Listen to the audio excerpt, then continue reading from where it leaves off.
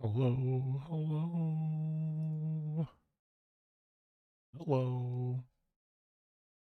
What's up? Oh, I just bumped the mic. Oops. Oh well. What's going on? We're gonna watch some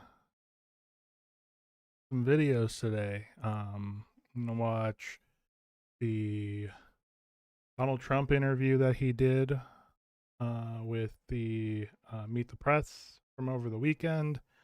I'm a few days behind. And then we've got a uh, Joe Biden interview that he did yesterday or today or sometime. It's his first interview. He did speak at an event a couple weeks ago. Joe Biden did, and it was kind of boring just because it's Joe Biden. Joe Biden's an old man. Um, but yeah, I need to go turn the air back on real quick. Um, and then we're just gonna I'm gonna start with the Trump video. Um, just so that we can have the little palate cleanser of Joe Biden talking. Um, but yeah, give me just a sec. I'll be right back.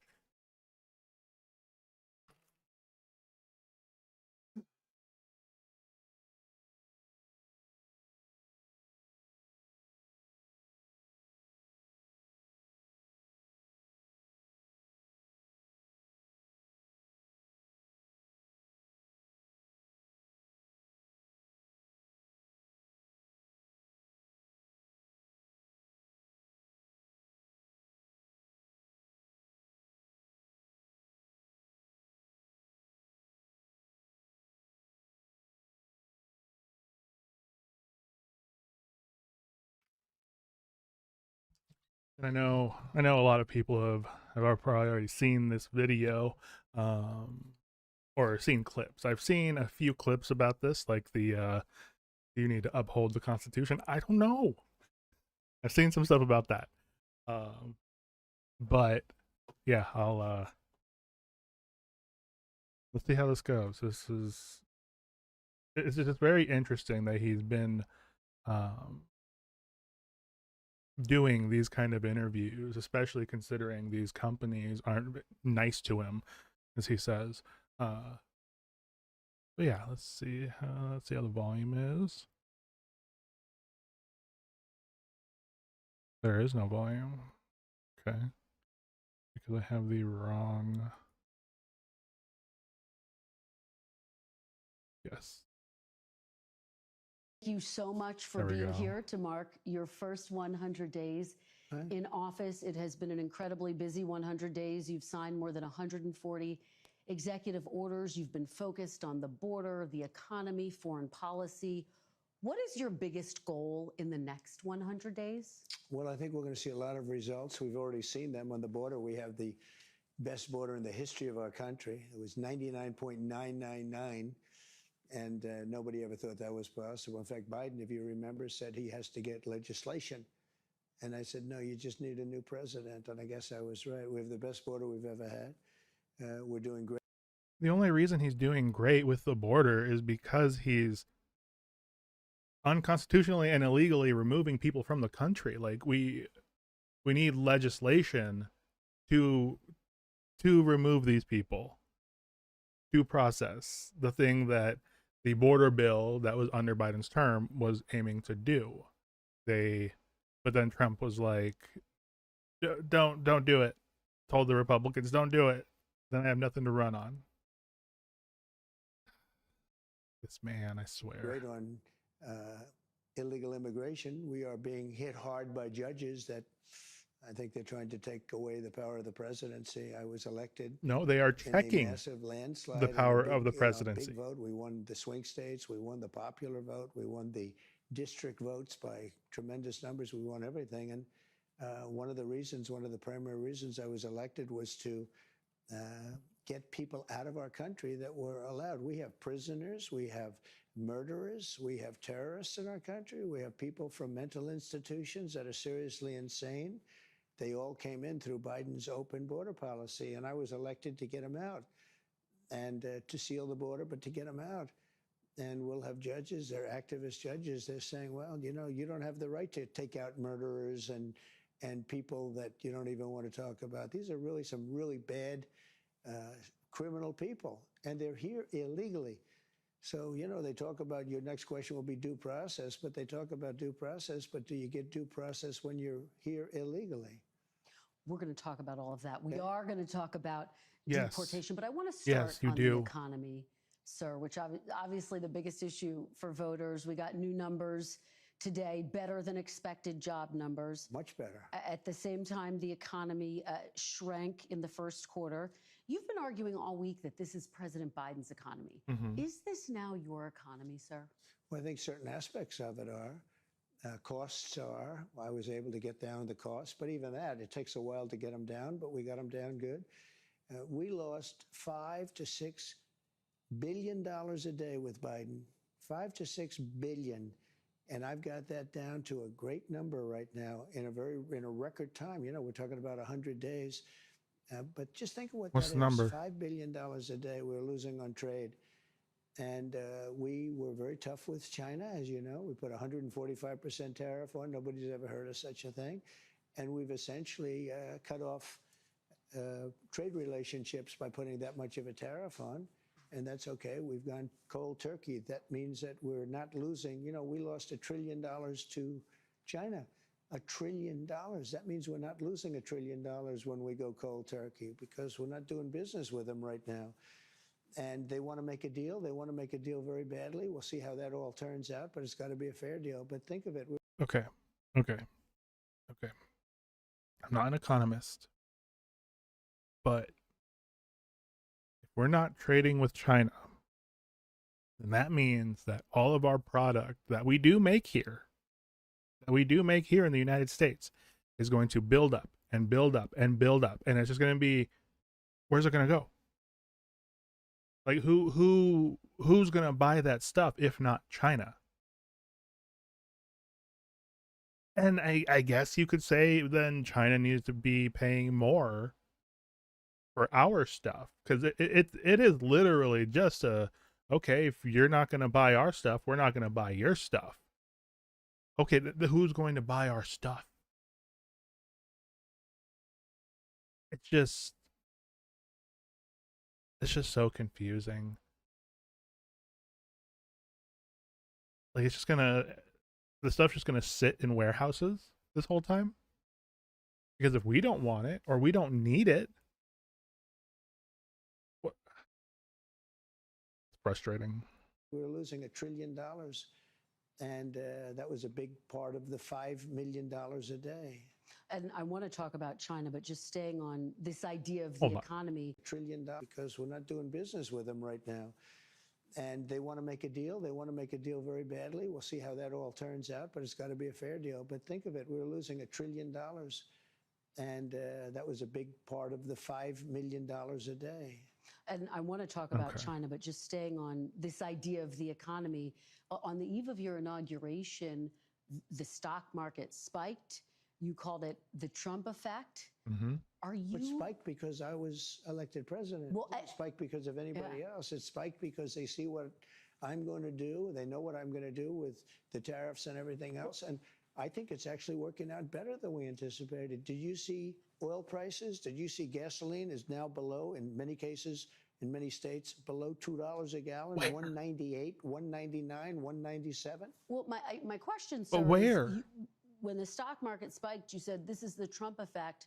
When the numbers weren't so good earlier this week, you said it's the Biden effect. Are you only taking ownership of the good numbers and not the bad numbers? I think he did a lot of very bad things, and despite some of the bad things, we're He's not answering the overcoming question. them. But he was bad on the border. He was bad on the economy. We had the worst inflation in the history of our country. Look, Biden gave us the worst inflation in the history of our country. People, it didn't matter what they made because they were losing. Okay. Technically, Trump caused the inflation with the COVID checks. Technically. I'm not saying that they shouldn't have done them, but like this man can't take responsibility for anything. It's just, oh their man. shirt because of costs. Now take a look at what happened. Oil is down, gasoline is down, groceries are down, eggs. You were the one that asked me. You asked me about eggs. It was the first week. I didn't even know anything about what were you talking about. Egg prices were so high you couldn't buy eggs. They didn't have any eggs. And they said Easter is going to be a disaster. Well, we had Easter at the White House, and we had thousands of eggs, and they were down 87%. Yeah, a lot of that, of course, spike was because of bird flu. But when does it become the Trump economy? Why do you say that? Well, tell me, we had the same bird flu as he had. When does it become the Trump economy? It partially is right now. And I really mean this. I think the good parts are the Trump economy and the bad parts are the Biden economy, because he's done a terrible job. He did a terrible job on everything, from his auto pen, which I'm sure he knew nothing about some of the things he was supposedly signing, to immigration. You look at what happened with immigration, how bad it was. Think of it. We have murderers, 11,888 murderers. Many of them murdered more than one person. Think of that. And they're in our country. Now, we've gotten a lot of them out, and we know who many of them are, and we're on the hunt. But why would anybody do that? Why would anybody, who could do such a thing? Gotta love the 5-year-old president. Yeah, for sure. What's up, Roland? Even millions of people into our country who are criminals and murderers at the highest level. Who would do this? But, sir, you acknowledge when you announced your tariffs, for example, the stock market dropped. It's been volatile. It has since gone up. It is, do but you now take it's going up. responsibility Look at for today. that? Yeah. Do you take Look, responsibility when it drops? Ultimately, I take responsibility for everything, but I've only just been here for a little more than 3 months. But the stock market, look at what's happened in the last short period of time. Didn't it have 9 or 10 days in a row, or 11 days where it's gone up? Because he crashed it. The tariffs have just started kicking in, and we're doing It went really up well because he crashed it. psychologically. I mean, the fake news was giving me such press on the tariffs. The tariffs are going to make us rich. We're going to be a very rich country. So let's talk about the tariffs. And I want to ask you about something you said this week. Got a lot of attention. You were at your cabinet meeting. You said, quote, I'm going to quote what you said, maybe the children will have $2 instead of $30. Yeah. And maybe the $2 will cost a couple of bucks more than they would normally. Are you saying that your tariffs will cause some prices to go up? No, I think the tariffs are going to be great for us because it's going to make us rich. But you said some dolls are going to cost more. Isn't that an acknowledgement that some prices will go up? I don't think a beautiful baby girl that's 11 years old needs to have 30 dolls. I think they can have 3 dolls or 4 dolls. First up, I know I'm not an 11-year-old girl, but like America is a consumer country. Like, why? I saw something that mentioned this, that said, it's like, was it in Russia, I think, that they're rationing. This is he wants to ration toys out to people, to kids. Like look at all my Pop figures. I don't know how clear you can see them. Let's see. Like, I got so many Pop figures. I got Destiny figures. I got all kinds of things. Like why am I like, yes, there are a lot of Pop figures. There's a lot of Pop figures out in the world, but like, why is he controlling? Why is he going to try and control how much I can consume? And he also fucked 3 companies in the bankruptcy before all the president stuff. Yeah, he more than that, he bankrupted 3 casinos because he wanted to buy all 3 of them at one time. Instead of buying one, make it great, make it a good, profitable casino, buy the second one, buy the third one. He just always go big, go home. It's just, it literally is just go big, then go home. It's ridiculous. Shit ton of shit too. Yeah, let me just ration my shit. It's crazy. He's trying to be the all father. It's just this man drives me crazy. Because what we were doing with China was just unbelievable. We had a trade deficit of hundreds of billions of dollars with China. Do the same shit When you you just say. say Yeah. they could have $3 instead of $30, are you saying I'm saying they don't need to have Americans could $30. see empty store shelves? No, I'm not saying that. I'm just saying they don't need to have $30. They can have 3. They don't need to have 250 pencils. They can have 5. But you're basically saying there could be some supply I'm shortages basically saying because we of the don't have to tariff. waste money on a trade deficit with China for things we don't need, for junk that we don't How need. is it waste? Well, How is it prices are- waste if we are buying it? Thanks, Greg. We'll tell you on about. Yeah, he's crazy. He is crazy. Like, the only way I could look at it as being waste, and I've been seeing a lot of stuff about, like, just as I'm getting older, you know, parents, grandparents, all that are passing away, and the kids are having to go in and clean up their messes, and so all of that stuff ends up either at the dump or what have you. And so I could see it kind of from that perspective, but like, if I want 250 different pencils, why can't I have 200 different pencils? Like, isn't this what communism is? Like, rationing all our stuff? Right, but that been after a use for years, right? Yeah. Like, it's like we have all these things. Like, I didn't collect all this stuff in one day. This has been 15 years worth of collecting. Maybe not that long, maybe 10. There might be some stuff up there that's 15 years old, but yeah. Like, I think that Thor hammer that I have up there, I think I got that when the first Thor movie came out. So, like, it's madness. Already going up on some popular Whoa, items, whoa, whoa, whoa. tires, Whoa, whoa. strollers. This is such a dishonest interview already. Prices are No. down on groceries. Prices are Right. down for oil. Prices are down for all energy. Prices are down at tremendous numbers. I drove around on Saturday. I stopped by 4 different gas stations, all within like a 5-mile radius, 6-mile radius, all of them. Let me see. I took pictures of everything. $3.11 per gallon. $3.25 at a Chevron, because apparently Chevron has really good gas. I don't know. But he's claiming $1.98 in some places. Where? That's not low. Rebels Controlling wants to be in charge. Like, fucking next he's gonna say Pokemon cards only buy 1 pack instead of a box. Yeah, you could try to ration out our booster packs, Trump, huh? Don't you dare try to come after our booster packs. We're only 8 minutes in. For gasoline. God damn. And let me tell you, when you have the big thing, what he did, he spent like a stupid person, which he was, but he spent like a very stupid person. And that was bad for inflation.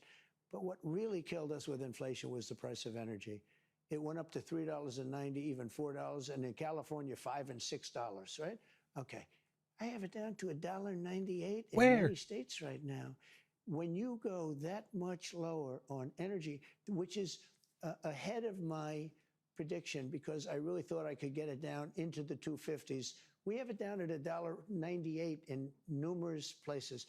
But when you say costs are going up, even mortgage rates are going down. Well, You know, but we let me have give you mortgage some rates. examples. These are actual examples.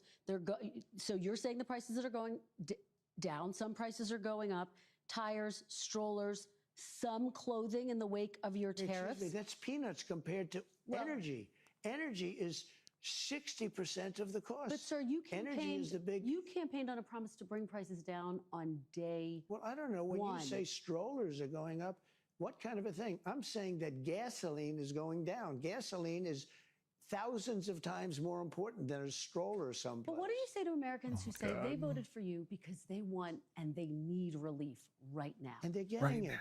Right now? What Mortgage- about those even mortgage rates? It was different just items announced, I just mortgage mentioned? rates are going down, despite the fact that we have a stubborn Fed. But you said dolls, even dolls could cost a couple bucks more. Maybe they might, but you don't need to have, as I said, $35. You can have 2, 3, 4, and save a lot of money. We don't need to feed the beast. I guess you're talking about this transition cost.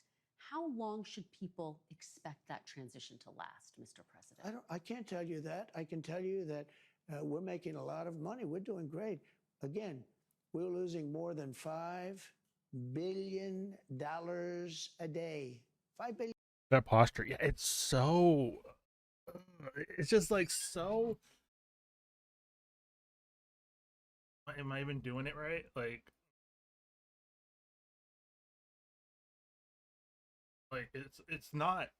it's not flattering. It's not, and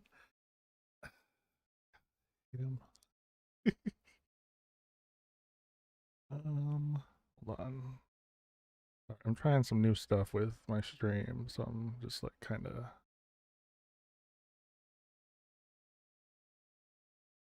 This guy is the face of the United States. Yeah, man. It's embarrassing. It's like I said, like from like I made a TikTok about this back in back when Joe Biden was still president. I was like, every day during the Trump Trump presidency, during his first term, Donald Trump did what? Donald Trump said what? Donald Trump what? And then every day during Joe Biden's presidency, oh, Joe Biden went for a bike ride. Nice. That's good for him. Good for, like, it was so chill. Like, there was nothing, like barely anything I ever worried about until the culture war started with MAGA during like 2024 or 23, and their hate against transgender people and woke and DEI. You just point out his nose. It's so shiny. Like, it is so shiny. I can't. There's a picture of him when he met with the Canadian Prime Minister yesterday, where his makeup was just so orange, just all along the side of his face, and then just white. Just white. I need to find the picture because it's so bad. And they might have zhuzhed it up a little bit by making him a little more orange, but I probably not. He probably stood in front of a mirror and was like, "More, more."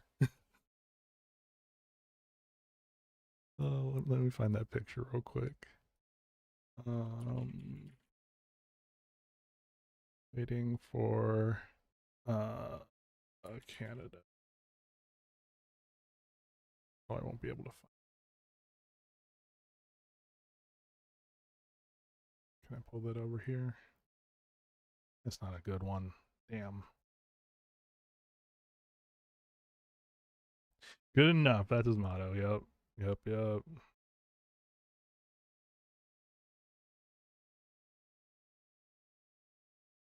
View images.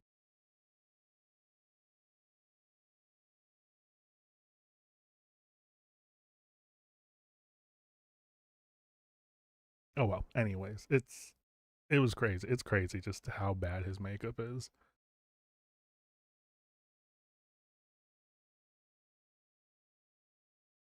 Okay, that looks okay.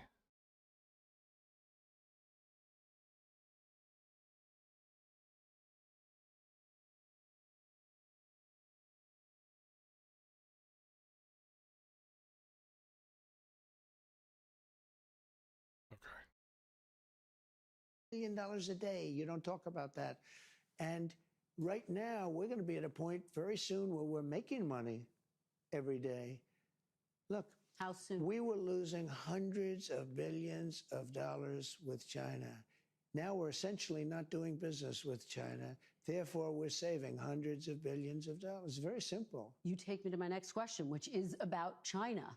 They've been making a number of public statements Very positive statements the last 24 hours. Well, and most recently, they said before talks could happen, the U.S. would need to remove unilateral tariffs. It's Would like you listening to consider Hassan. dropping the tariffs to get China to the negotiating table? No, first of all, you're giving me a statement that was said a week ago. You're not giving the statement that was said today. I have May 2nd Chinese Commerce Ministry. Do you know what they said today?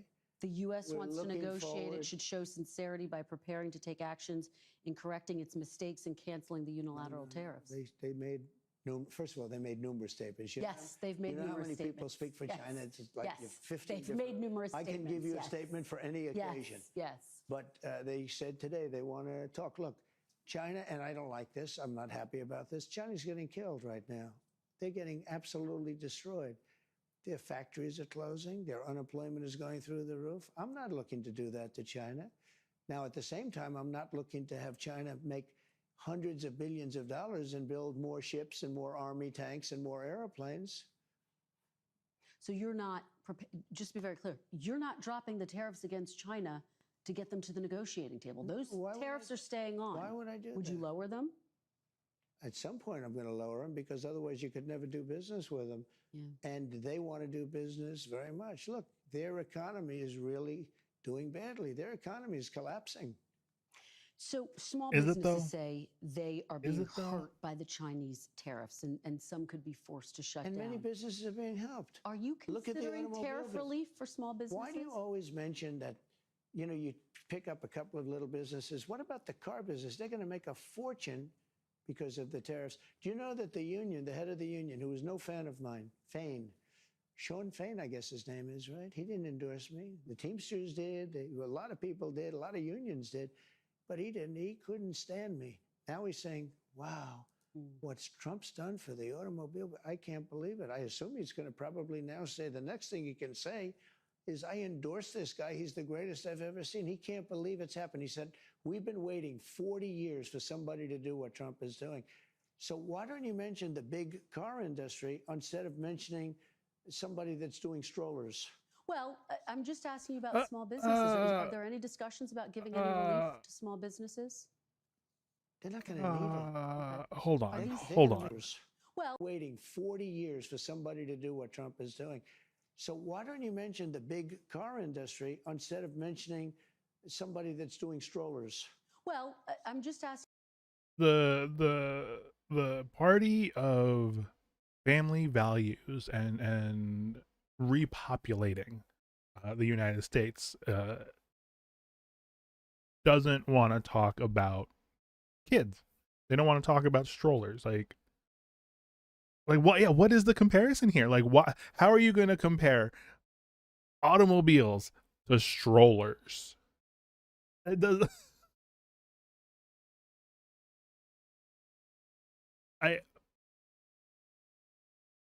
I'm trying to think. Is it because it's vehicles that babies drive? I don't know. Like, what? Oh my asking about small god. businesses. Are there any discussions about giving any relief to small businesses?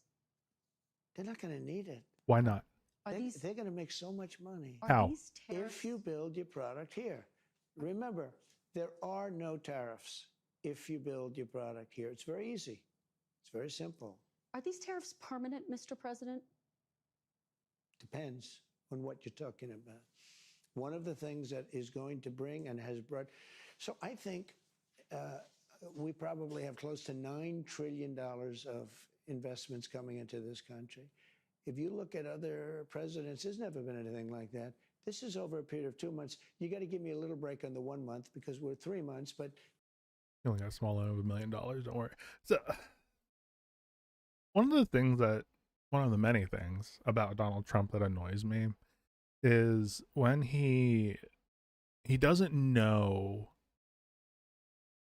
like, the micro of anything.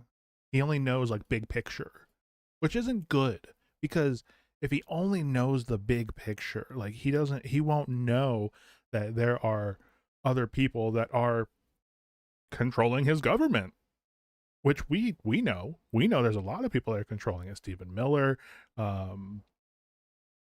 Caroline Levitt is probably doing something. Elon Musk, the Homeland Security guy, Kristi Noem. It's when she asked him earlier, when do you think they're going to have relief? He says soon. But then he talks about how the country is going to be having what did he say, $9 trillion in investments. He only knows like the big numbers, and he's a businessman. Yeah, that is it. Like, why? And I know that you need to have someone at the top that's going to make like final decisions, but I don't think he is. I think people are telling him why it's a good thing, but he's not like sitting down and thinking about the thing. I'm sure Joe Biden was probably the same way, but Joe Biden had compassion and empathy for people. I miss Obama. You know, let's say we had to get started. We had a lot of fake news at the beginning, so we had to beat that down. But so let's say in 2 months. So in just a short period of time, a matter of a couple of months, we have the largest number ever in history invested in the United States and committed. We have between guaranteed spoken for and people that are going to make a decision and announce it pretty soon, close to $9 trillion. We've never had anything close. Now, that's Apple building $500 billion worth of plants. They always built their plants in China. Now they're building their plants over here. That's the biggest computer company, the biggest chip company in the world. You know, the chip company from Taiwan, which is the biggest in the world, is committed for $500 billion. Another one's committed for $300 billion.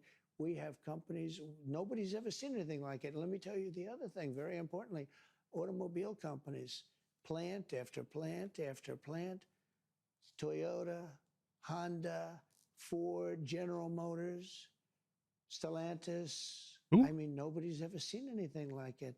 And I don't like this, but it happens to be. They're stopping work in Mexico and they're stopping work in Canada, and they're all moving here. This is important, though. You're not taking the possibility that these tariffs could be permanent off the table.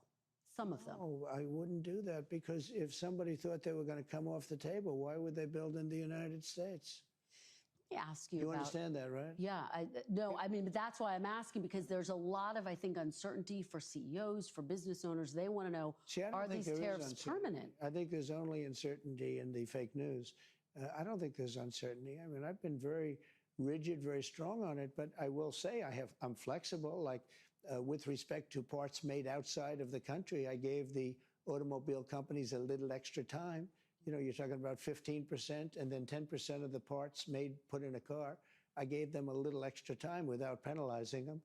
And I did that only to help, you know, companies. We're looking to help companies. We want them to thrive and to hire a lot of people. And that's what's happening. Let me ask you about some of what Wall Street has said. Okay. Another country had this where they needed someone to lead them. So talking utter nonsense was the way to go. Yeah. Little place called Germany. He speaks so condescending. He really does. He really talks like he knows everything when he knows nothing. Okay, I can't say nothing. He knows so little. Yeah, exactly. He just barely knows anything, but he pretends, and that's, as long as you're confident behind your statement, then like that's why people believe him about everything. It's just so crazy. He was saying that nobody's happy about it. I'm not happy about it. That Canada and Mexico have to shut down their auto manufacturing and bring it here. If he's not happy about it, why did he do it? And I know it's not the happiness of the president isn't what's important, but this president, it seems like it is. So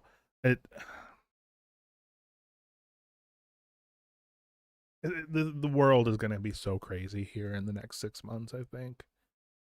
Like, it's just been 107 days or something like that, that he's been president and things are so fucking crazy already. Like, it's like a high school prom queen. He really is. He's a bridezilla. Or yeah, or like the prom queen. Yeah. Like she's only there because she's pretty, but he's not. He's not pretty.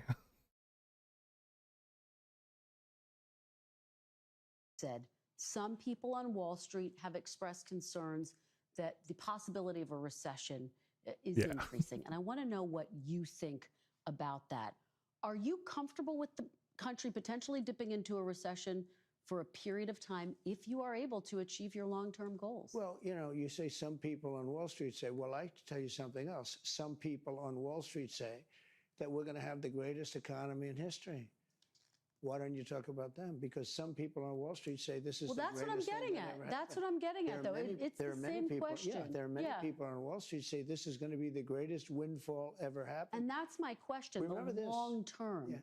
Is it okay in the short term to have a Remember recession? this.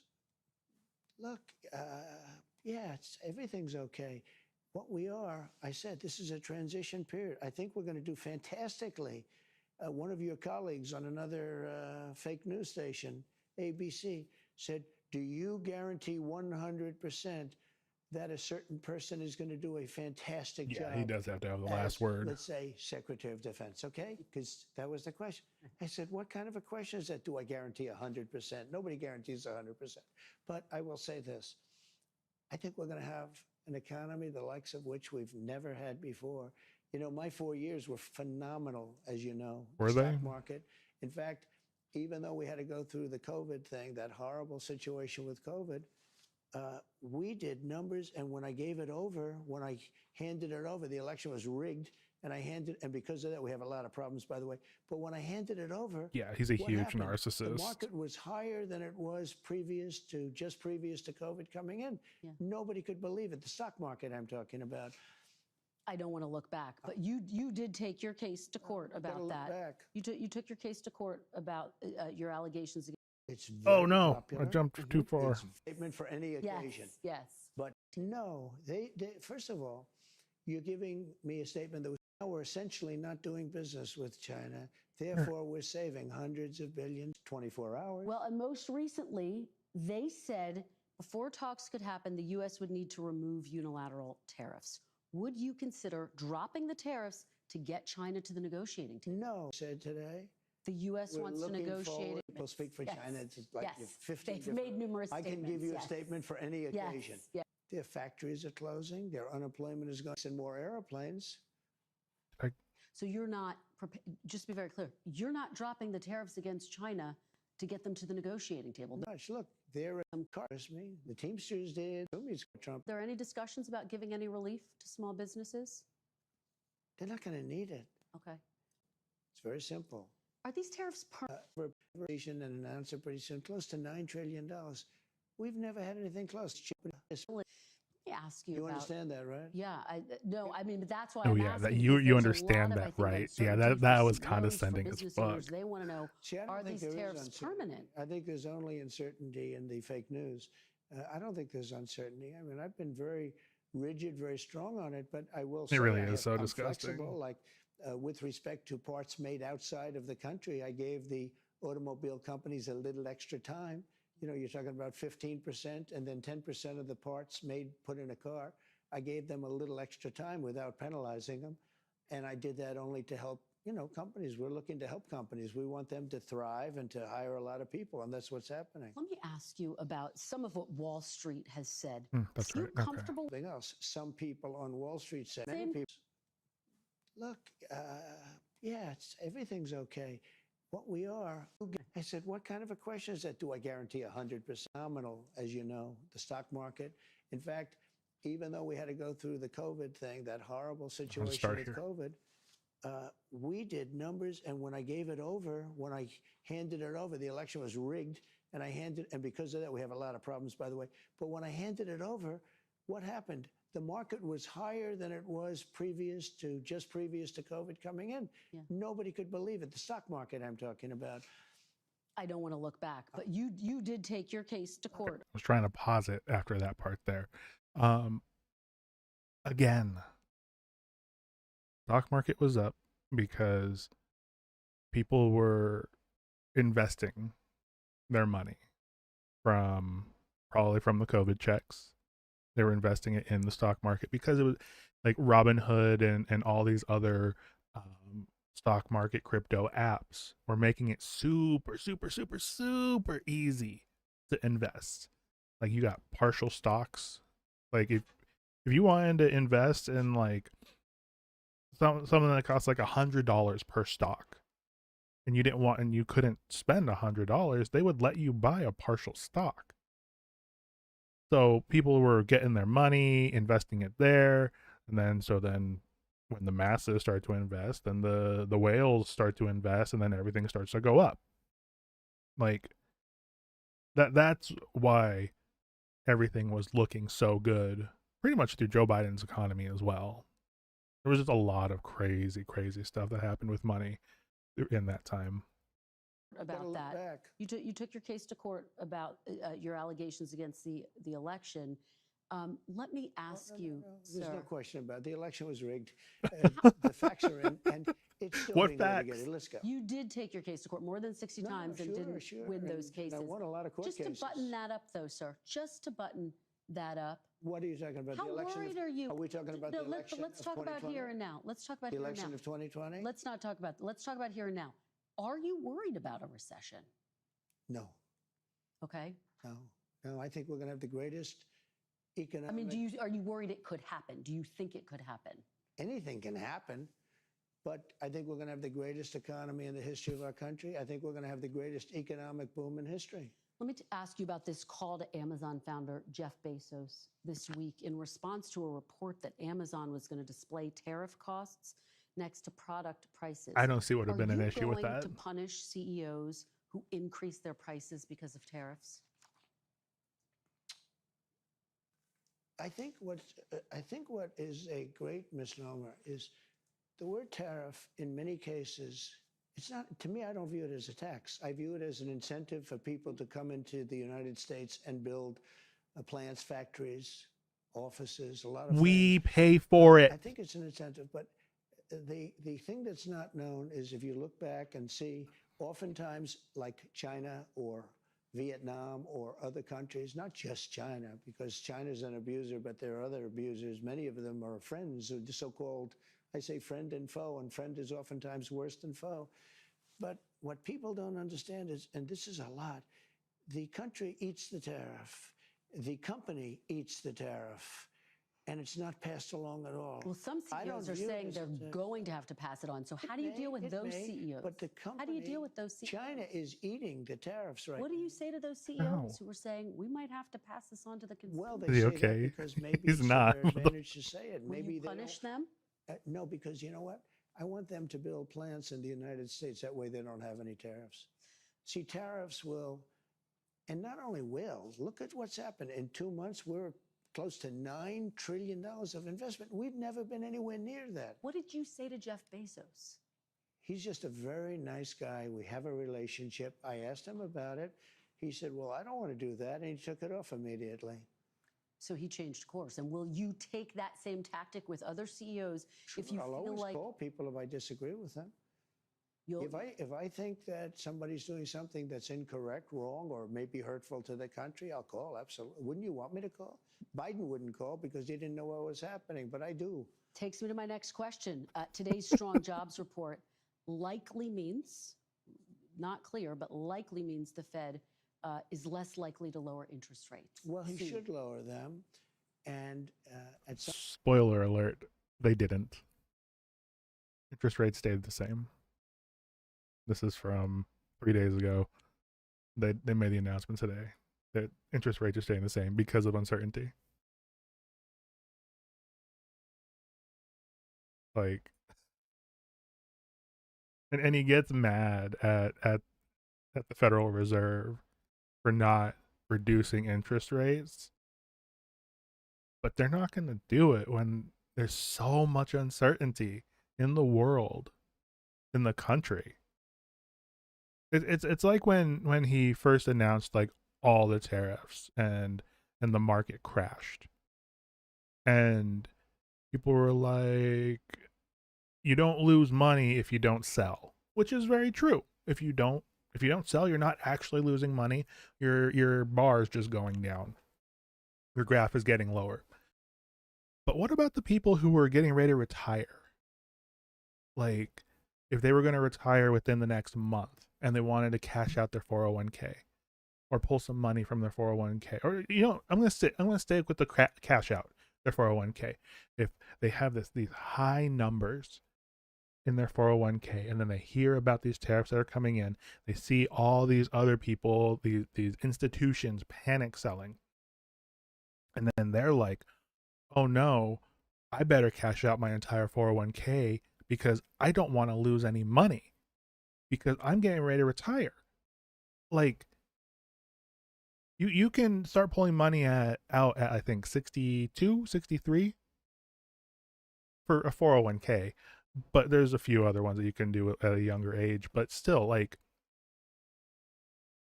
it's the uncertainty that has people so tired of what he's doing, and it's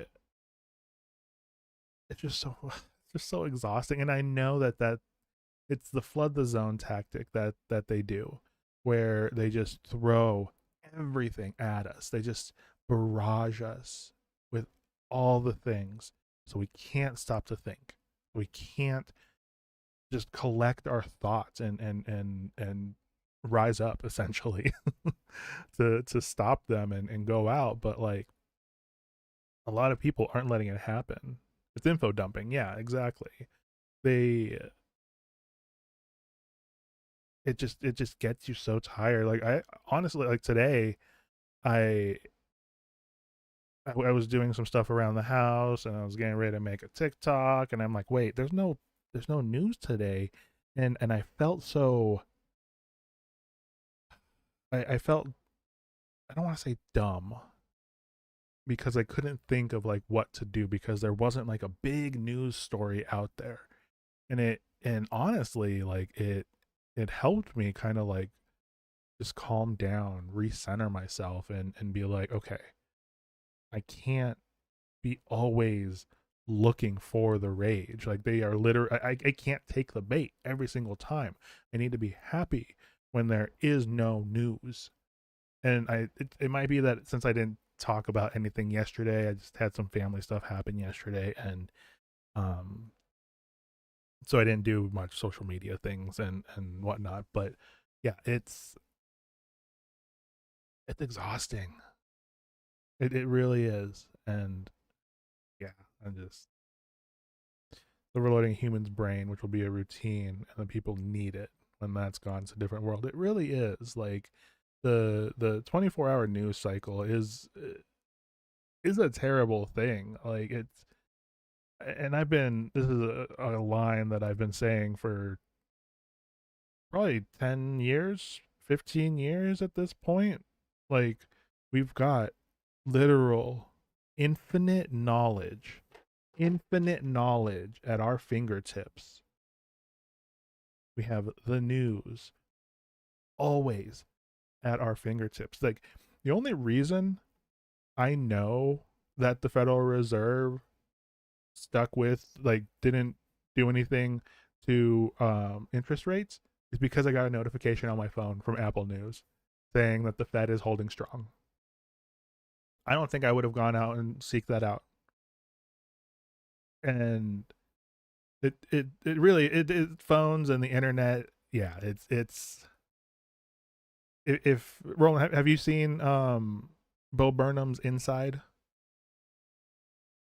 Which isn't really a, yeah, it is. It really, it's probably the perfect thing to wrap up 2020, COVID, the internet. If you have Netflix, it's on there. It's called Inside. It's this guy named Bo Burnham. He was probably one of the very first YouTube famous people. He made a lot of like very nowadays cancelable music, but he understands that it wasn't a good thing. Like those songs weren't great. He was going for like a shock value, but it is a really good special. It made me cry a few times. I was obsessed with it for months after it came out. Um, but he made it all in his little studio, extra house on the property in his backyard by himself. Produced, wrote, directed, acted, sang, everything. Played all the instruments.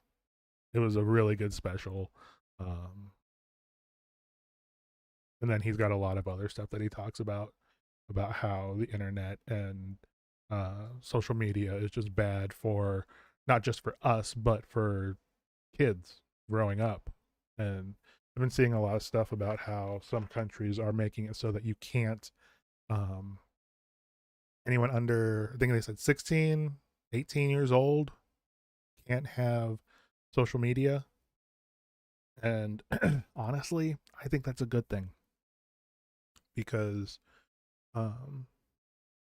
like what Facebook was doing, where they would be able to tell if someone was taking a selfie from their phone, and then if they deleted said selfie, the algorithm within Facebook or Instagram would push to advertisers, say, hey, this girl deleted a selfie, go ahead and push some beauty products to her. And that's what would happen. And it's disgusting. It's so gross. When I was young, I fucking played with sticks. Yeah, man. I used to play with sticks, throw rocks, start fires in my side yard. I remember one time I put a hairspray can into a fire pit, not knowing what it was gonna do, and then it exploded and hit the side of the house. Nothing happened because it's a brick house, but yeah, I don't know if I want kids going out and doing that now.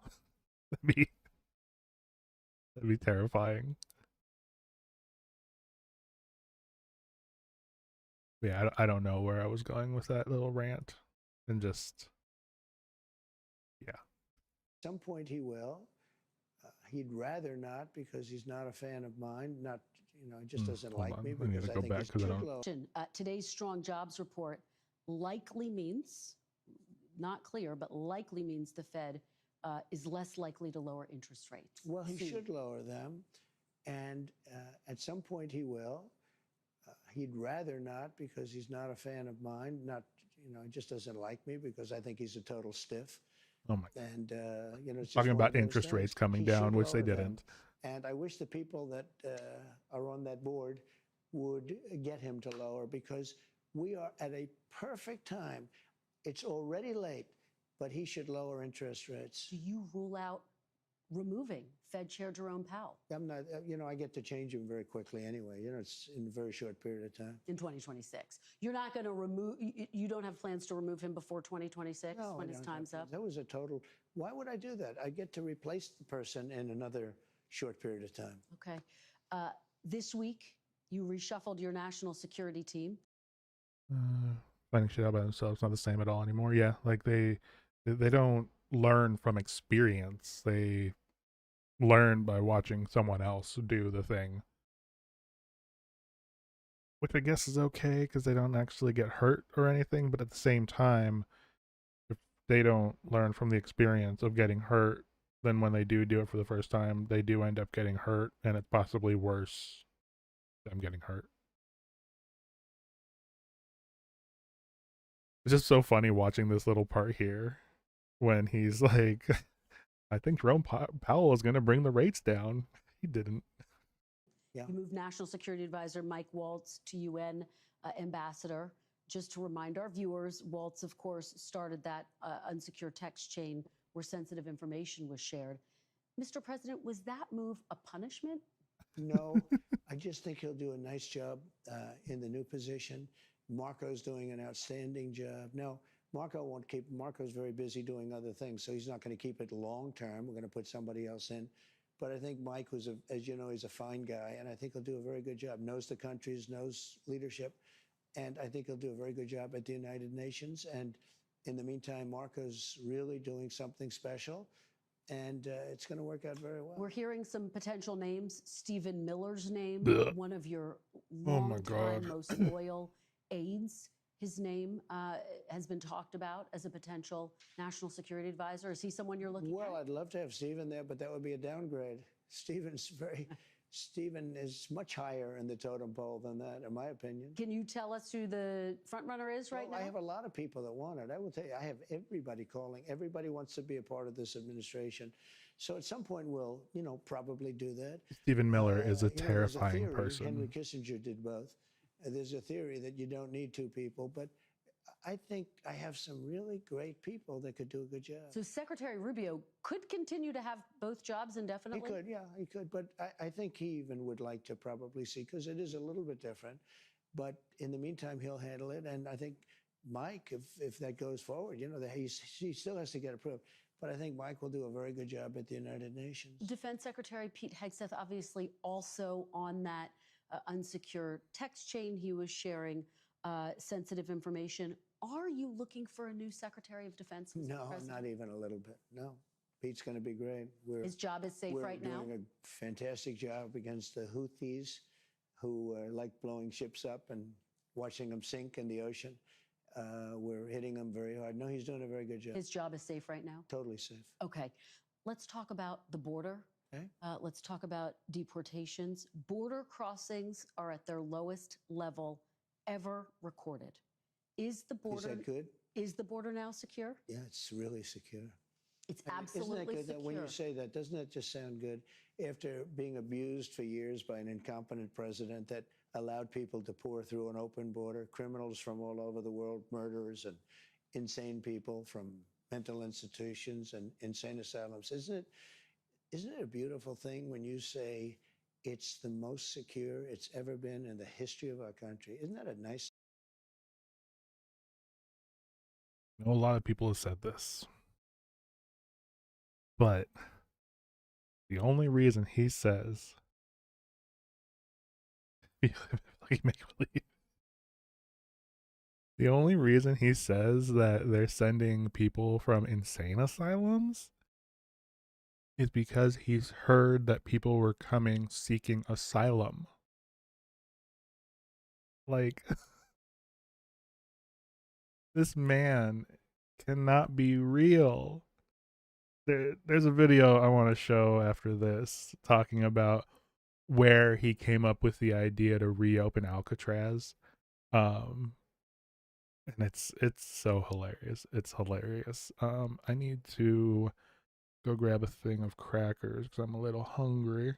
I'm gonna run an ad real quick, I think, if it Statement. Well, I'm curious to know what it means. You declared a national emergency on the southern border. The order is still in place. By the way, even it though means you're saying the exactly border's what you secure. said. It Yeah. means we have the most secure border we've ever had. Well, and I guess the question complicated. becomes, when will you know that the emergency is over? Are you planning to lift it at some point? Is it necessary? Because obviously the military is involved. Will you lift that emergency? Well, the biggest emergency is the courts aren't allowing us to take really. We're going to bad talk people about out. that, but talk to me Well, first that's about to me this. the emergency. Talk to because me first about this. The border emergency. now is not the emergency. The border is it's all part of the same thing, though. The big emergency right now is that we have thousands of people that we want to take out, and we have some judges that want everybody to go to Some court. of them you appointed, sir, That's including all right. 3 I on the mean, Supreme Court. They change. I mean, it's unbelievable.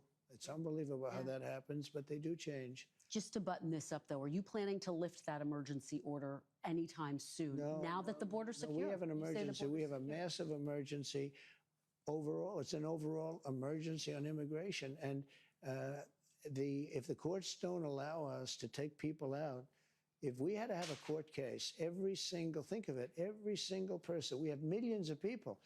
We're going to have millions of court cases. Figure 2 weeks a court case, it would be 300 years. So let's talk about this, because obviously you've had a back and forth with the Supreme Court. In a 9-0 decision, the Supreme Court directed your administration to facilitate the return, you've talked about this in the past, of Kilmar Abrego Garcia. from a prison in El Salvador whose deportation your administration called an administrative error. You said in a recent interview you could bring him back, but you won't. Are you defying the Supreme Court, sir? No, I'm relying on the Attorney General of the United States, Pam Bondi, who's very capable, doing a great job, because I'm not involved in the legality or the illegality. I have lawyers to do that, and that's why I have a great DOJ. We have a great one. We had a very corrupt one before. Now we have a great one. And they're...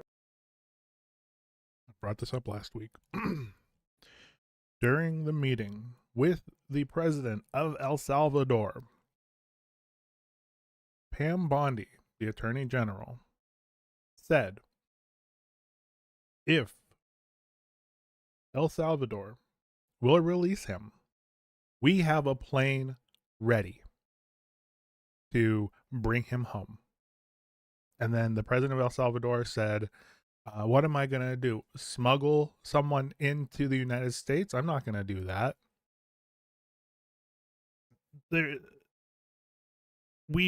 She said that we're willing to bring him back. Like, didn't he commit federal crime himself? Yes. It's like a bunch of fraud. Let me double check just to be sure. Trump's federal crime.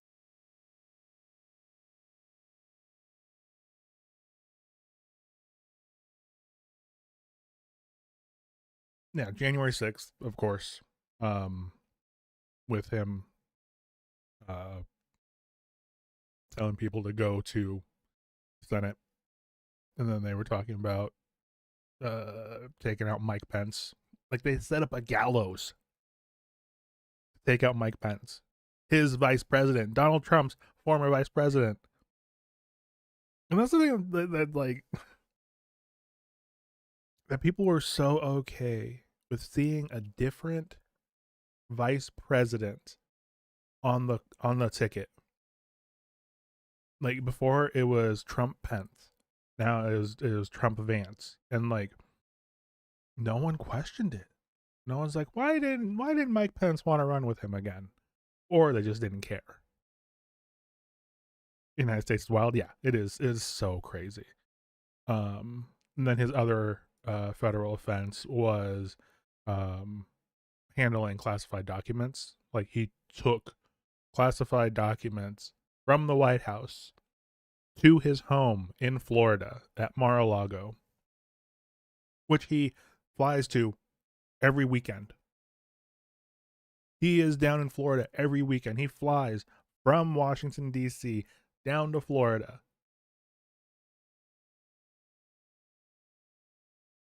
Wasting millions of dollars. But the Social Security and Medicare and Medicaid and the IRS are committing fraud. They're wasteful spending. Get out of here. It's crazy. Fake news. Not viewing the decision the way you said it. They don't view it that way at all. They think it's a totally different decision. Well, you say you have the power to bring him back, though. Your attorney general says, quote, that's up to El Salvador. Just to put a fine point on this, do you have the power to bring Abrego Garcia back as the Supreme Court? Well, I have the power to ask for him to come back if I'm instructed by the attorney general that it's legal to do so. But the decision as to whether or not he should come back will be the head of El Salvador. Is a very capable man. Well, you know, and your attorney general has said it, the issue is with that word facilitate. Will you seek clarification from the Supreme Court? Do you need to go back to the Supreme Court? We may do that. I was asking about that. We may do that. He wasn't There are asking some shit. people that say, bring him back, put him in trial, and you get him out right away, because you see what happened just this morning. Tapes came out, horrible tapes from his wife. You don't get much worse than that. You don't get, I mean, he seems certainly like a very dangerous, very bad person, but even the wife, who was so afraid, she was afraid to talk, and all of a sudden tapes got released this morning that were devastating to him. And this is the point, sir, about due process. The Constitution says every person, citizens and non-citizens, deserve due process. Why not push to have him come back, present all of that evidence in court, let a judge decide? Well, I'll leave that to the lawyers, and I'll leave that to the Attorney General of the United States, But do you because they're in agree- it. You have to understand, I'm dealing with Russia and Ukraine. I'm dealing And we're with gonna talk China. about that. I'm dealing with Iran. I'm dealing with Rwanda and Congo, who are fighting, and we're trying to get that one straightened out. And I think we have done that. Did a great job. Nobody even talks about it, but I think we're close to doing The that. fuck's happening in They're Rwanda? looking like they're going to maybe make a peace deal, which would be good. But I'm dealing with a lot of different things. I don't know much about this gentleman other than I hear he's an absolute not good person. And I have very capable legal people, John Sauer, as you know, and all top people. And I have to rely on that to interpret whatever's said by the Supreme Court. Now, with that being said, I have tremendous respect for the Supreme Court. Look, 3 of the people are people I appointed. Right. And I have great respect for the Supreme Court. And I would expect that the Attorney General will be doing the right thing. Your Secretary of State says everyone who's here, citizens and non-citizens, deserve due process. Do you agree, Mr. I President? don't know. I'm not a lawyer. I don't know. Well, the Fifth Amendment says I don't know. it's It seems it might say that, but if you're talking about that, then we'd have to have 1 million or 2 million or 3 million trials. We have thousands of people that are some murderers and some drug dealers and some of the worst people. Get more judges. That's all it is. Get more judges. Like, yes, it'll take years and years and years and years to get these people their amnesty and their court dates, but like the border bill that they had during when Biden was in office was to get more judges. But again, Trump told the Republicans to not vote for it because if he doesn't have any issues with the border, he has nothing to run on.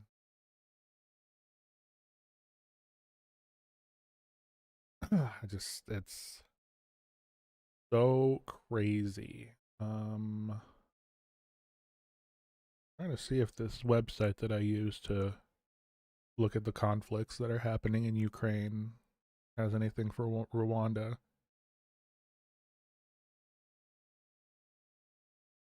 The conflicts in Ukraine and Russia is so crazy. Just like how many people are dying and how many bombs are being dropped in Ukraine by Russia. Like, I know that he's not there yet in this interview, but I'm getting this ready so that when they do get to that point, I have this map ready. People on earth, But some of the worst, most dangerous people on earth. And I was elected to get them the hell out of here, and the courts are holding me from doing it. But even given those numbers that you're talking about, don't you need to uphold the Constitution of the United States as I president? don't know. I have to respond by saying again, I have brilliant lawyers that work for me, and they are going to obviously follow what the Supreme Court said. What you said is not what I heard the Supreme Court said. They have a different interpretation. Is anyone in your administration right now in contact with El Salvador about returning Abrego Garcia to the United don't know. States? You'd have to ask the Attorney General that question. Okay. At least 2 Americans have been mistakenly detained and released by your administration, immigration authorities. Mr. President, should lawful residents of this country start carrying paperwork with them when they leave their homes? I don't think that'll be necessary, but what you're not saying is that many people have been killed, maimed, badly hurt by illegal immigrants that came over that are from prisons and from jails and from mental institutions, and they're There he is hurting our again. people. And if we don't get them out, we're not going to have a country for long. We need honest, we need honest media, and we need walls. We need to have borders. And by the way, I built a lot of walls, and if we didn't do that, we wouldn't be able to have those. You know, we would not be able to have the kind of numbers if I wasn't successful in building hundreds of miles of wall.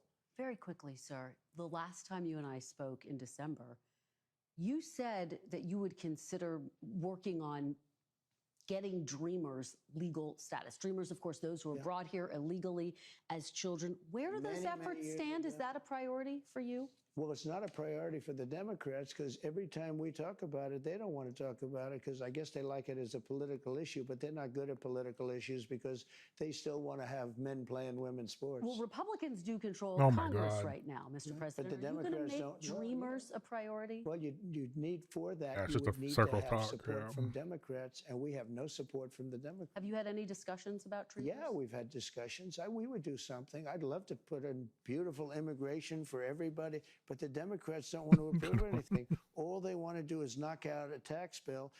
We're trying to get approved right now, the biggest tax cut in the history of our country. And if it doesn't get approved, it's a 68% tax increase, and that's what the Democrats want. They want a 68% tax increase. It's rather incredible.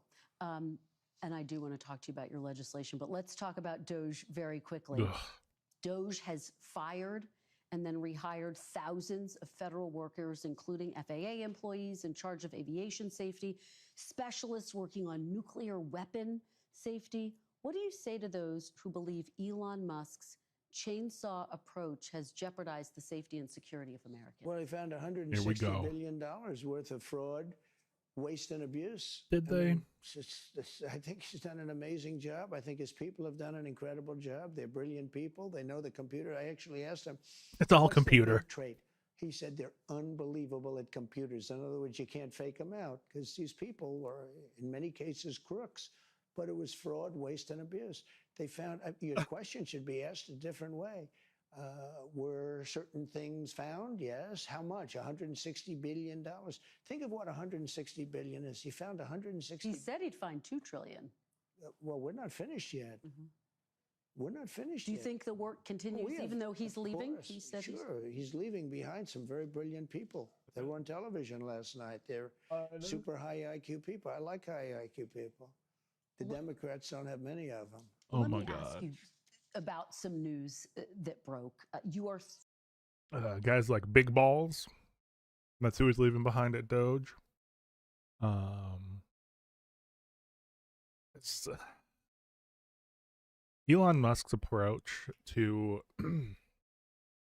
anything really in life has been to get rid of everything, like 90% of like the manufacturing parts for things. And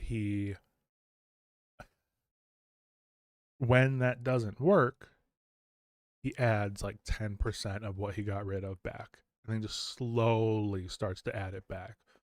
And like, I get it. It's like a cost saving tactic, but like, that's why his Cybertrucks are made so poorly.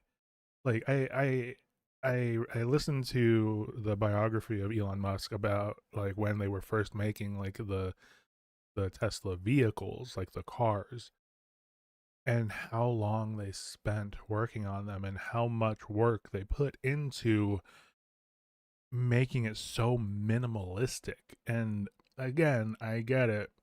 It's a cost saving tactic, but sometimes you need to spend more to keep the people that are driving your car safe. And it just, and I used to want a Tesla. Like in like 2019, I wanted a Tesla. But then I was working at an car insurance company and found out how much it costs to insure a Tesla, and how that particular company was getting ready to no longer insure a Tesla. I was like, oh, well, I don't want a Tesla anymore. And then COVID happened, so that just went out the window. But yeah, Elon Musk is not a good dude.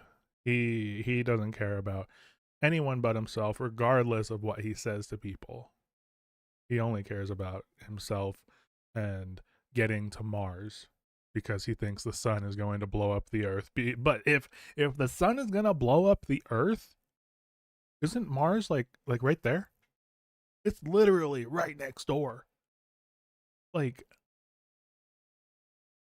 if the Earth goes, so does Mars. Unless we just keep jumping and jumping and jumping. It's like next door. Like, it's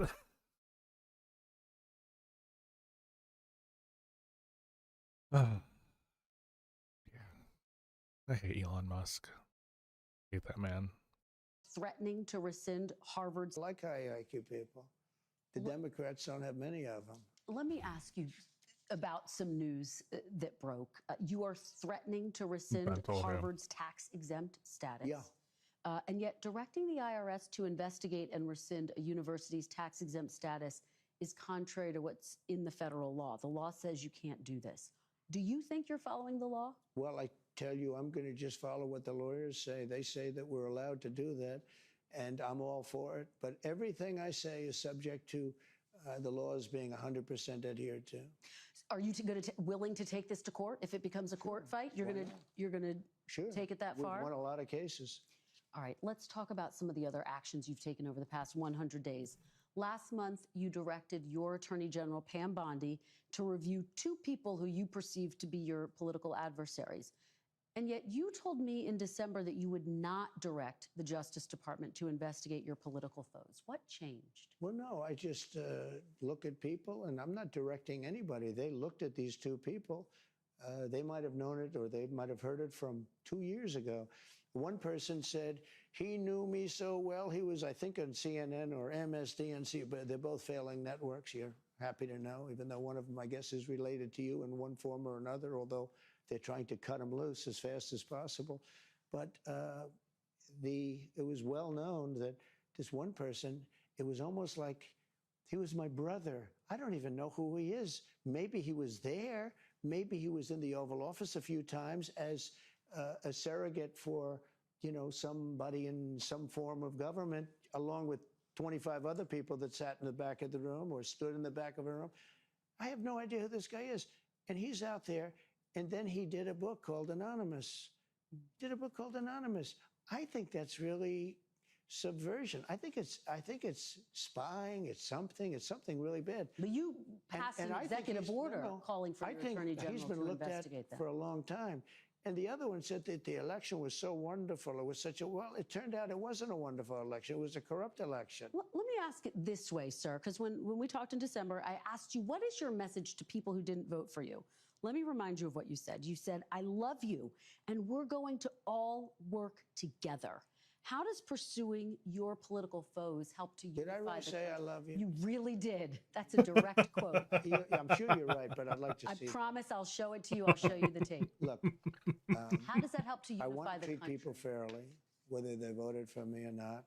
I want to have a unified country. It's very hard because the media is so fake, including, like even the way you ask questions. Every question is asked in a negative vein. There's a toy company that took a toddler's, whatever, but you don't talk about the fact that gasoline is down at numbers that nobody believes possible. You know why? Because it's not possible. Drill, baby, drill. We're drilling like crazy right now. We try to make sure every question is fair, Mr. President. Look, every question you ask says a very negative slant. No, but look, I'm just curious. I'm fine for responding to you. I don't think you're very difficult at all to respond to be honest with you. But you know what? You should ask some positive things like, sir, it's amazing what you've done with gasoline. Because you know what? Gasoline's big business. A stroller is not big business. To this question, Mr. President, you said you wanted to unify the country. Does going after political foes undercut that? Donald Hassan, Trump Abbey, yeah, it is so much the same. Like and that is what a lot of politics is just talking about the same thing over and over again. But Trump is just so much worse. I don't watch Hassan very much. I don't care for him. But I wanted to get caught in a loop. He has no clue. Yeah, he doesn't know what's going on. But like him asking like, why don't you ask like a nice question like about gas or like, you don't like Hassan either. Yeah, he's an idiot. There was an interview that he did last week with I believe it was ABC. And the guy's like, he's pushing back on him. And he's like, why are you asking these questions? Why don't you just say, yes, sir, and just move on with it? Like Trump said that to the interviewer. And if that isn't the most childish thing that you could do, like it was a really good interview. Like Trump drives me crazy, but I'm very impressed by these people who interview him who are able to keep him on track and get to the next question and like call him on his bullshit, because there's a lot of people who won't, and he just calls them fake news for it. But it I like these interviews because I want to be able to, when people start spouting out buzzwords at me about things that Trump has said, I can be like, look, Trump said this during this interview. Like, how do you defend that? And they don't. They don't. And it's just like what he said earlier. He's like, did I really say I love you? Like, man doesn't even remember things that he said. Yeah. Drink some water. Let's drink some water. Hydration check.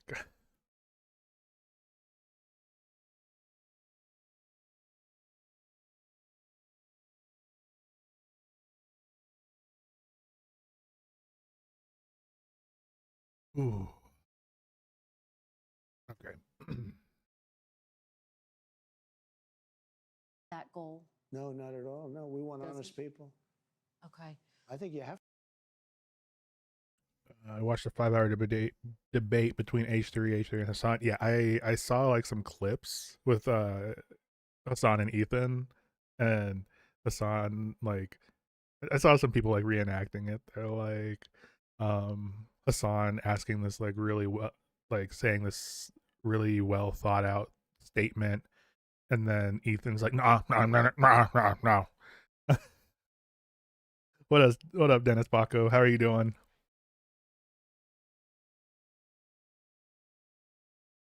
Yeah, they really debated for 5 hours.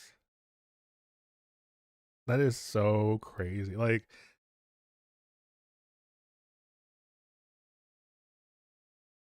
both are crazy. I get that. What the fuck? Yeah, it's the decline um of Ethan has been very interesting to see just over these years. Find Hassan anti-Semitic, like from what I saw. Yeah, I like I said, I don't really watch him or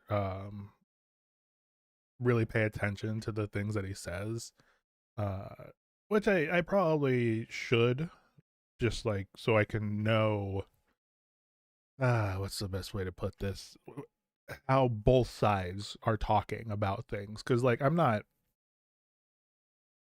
don't know if I'm like in the center or like where I am like politically, like if we're on the horseshoe, um like it's I don't know where I would be. I'm not on the right, but the horseshoe theory of, like, you got center here, and then as you get crazier and crazier, both sides end up meeting or almost meeting. Like, it's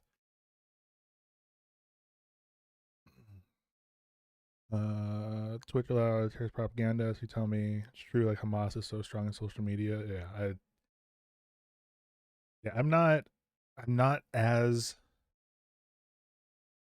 I'm not very versed in everything that's happening like in the Middle East, between like Israel and Palestine. I need to be. Um, Everything is fucked. Full stop. Many people deny the Holocaust, which is insane. Insane that there'd be anyone that would deny that.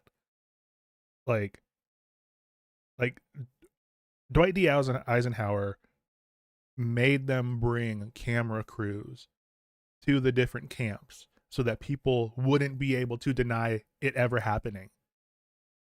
Like, and it's just so crazy that people are like, it's edited, it's fake, that didn't happen. It's hard to understand because ICE is a hard topic, like Hamas is a puppet from Iran. we get the rockets from. Yeah.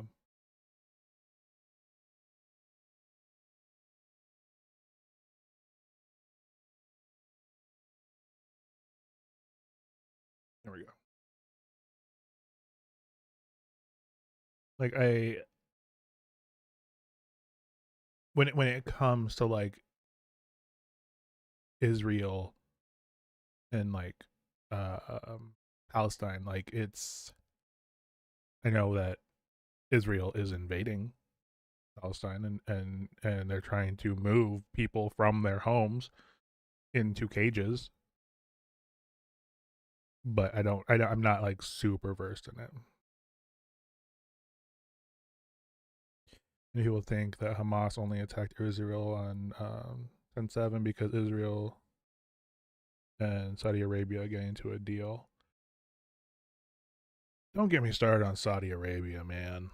Like, I've got I in terms of like the entertainment aspect of Saudi Arabia, like, um, I don't I know a little bit about it because I do watch wrestling, and they've made a bunch of deals with Saudi, um, and like just being interested in like their giant indoor city that they're gonna be building and all that. Just it sounds cool, but I don't know. Saudi Arabia and Iran hate each other so much. Yeah, yeah. The Middle East is crazy. It's like we are legitimately about to go into World War III. Like the um who just India and was it Pakistan?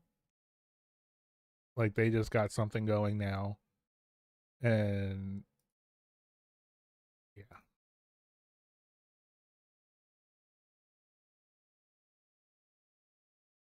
They're not going to build that. Check the news. They stopped or at least getting delayed. Are you talking about the city? They're not working on that anymore.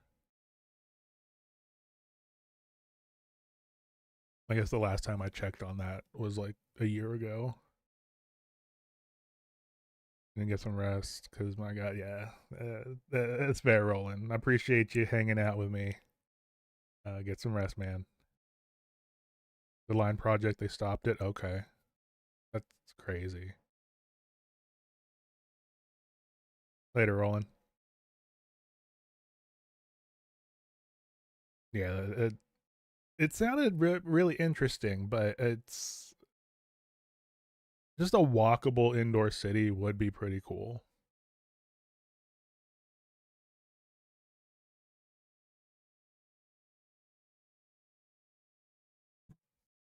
But yeah, the Middle East isn't somewhere I'm very versed in. I need to look more into what all's going on. It is hard. Yeah, it is hard to understand. Like I have a let's see. Like I have a map that I look at that has all of the different conflicts that are going on in the world. Not all of them, but a bunch of them. Um Everyone hates each other. Yeah. But this is just basically different incidents that happen um, that are happening. So like this one here, oh, it's just like communication that people have had. But let's see, 4 days ago, cardboard factory was caught on fire. Um,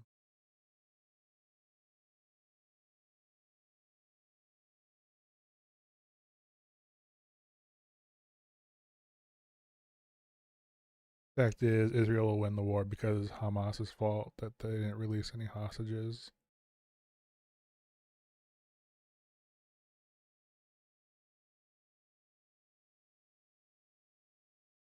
Yeah, I mean, Israel just continuing to just uh with the war is crazy. Like, yeah, here we go. This is the map for the Israel Palestine thing that's going on. The war there. I'm just showing like all the stuff that's happening there.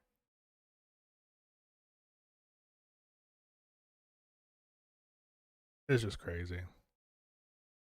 But yeah, we're gonna get back to this interview.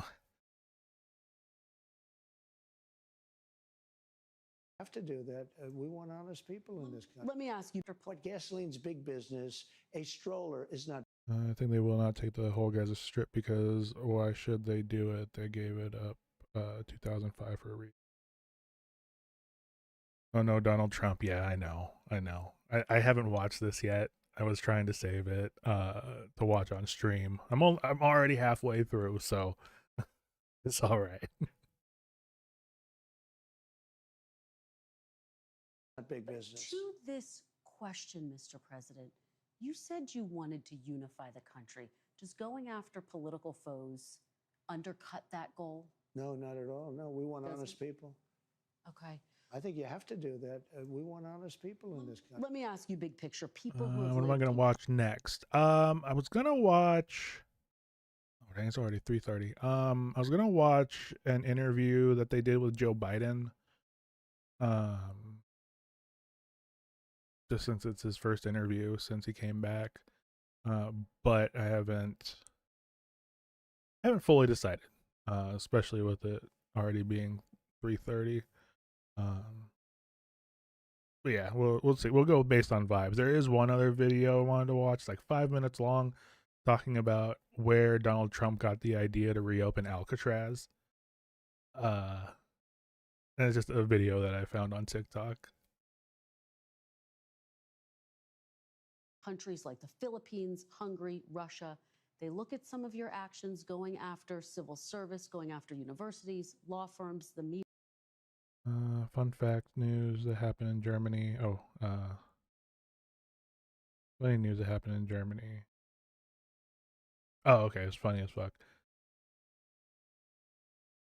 What happened in Germany?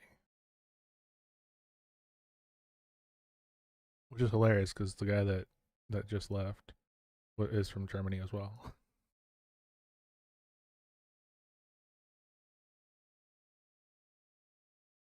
New leader's gonna get elected. Failed the vote. He failed the vote. Let's see. What happened in...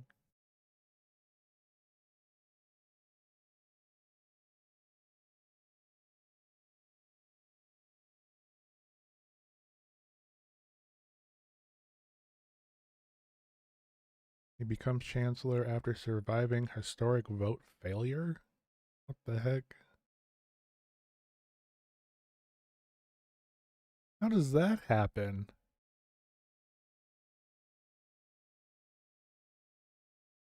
So do the people vote and then the government as a whole can choose to put him in or not? Is that how that works in Germany?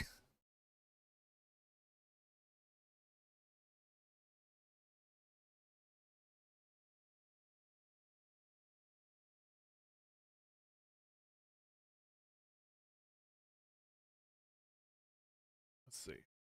Pull up the story.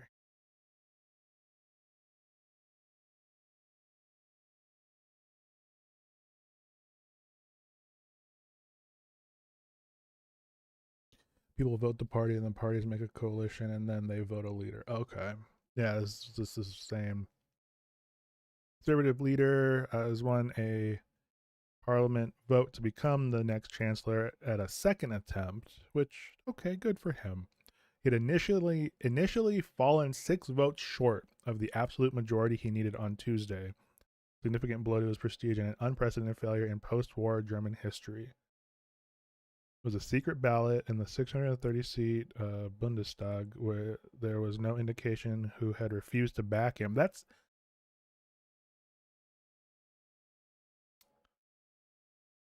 interesting because, like, here in the U.S., if people choose to like impeach the president or vote against a bill, like all that information is public knowledge. That is pretty crazy. And like, so they didn't know who didn't want to vote for him.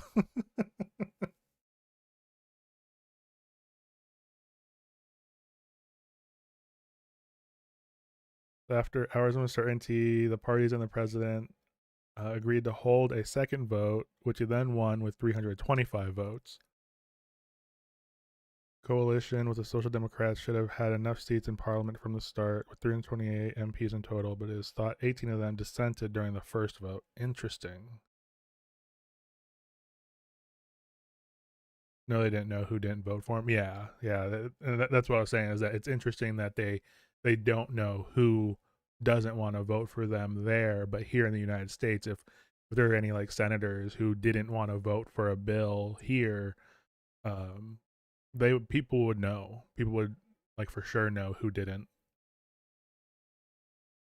76 years. No chancellor has lost the vote. Wow.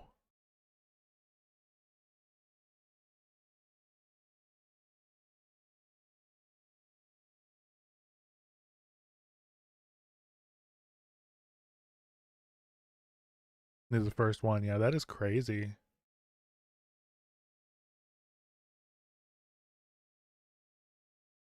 It's the AF. He's the first one who deserved it. Yeah, I'm not too sure about politics out there as well.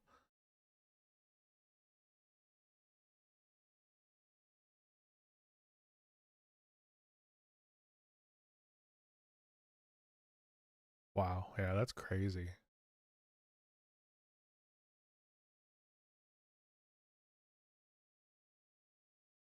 You know the politics because you live there. Yeah, that makes sense.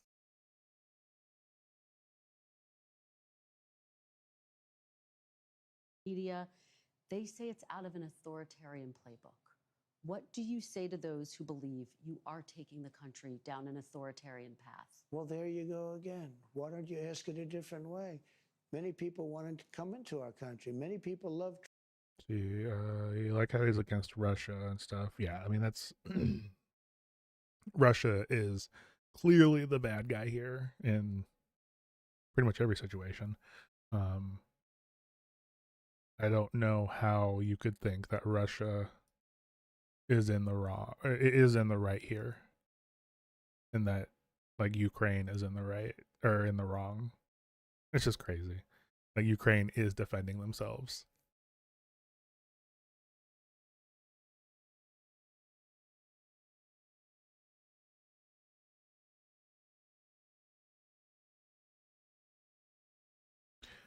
Now what he will do in the land itself, like example, German ticket where you can travel anywhere in Europe. He wants to do it for 90 euros.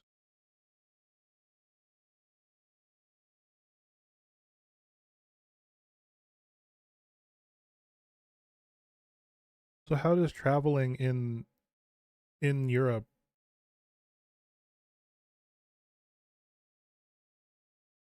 not in Europe, wait, only Germany.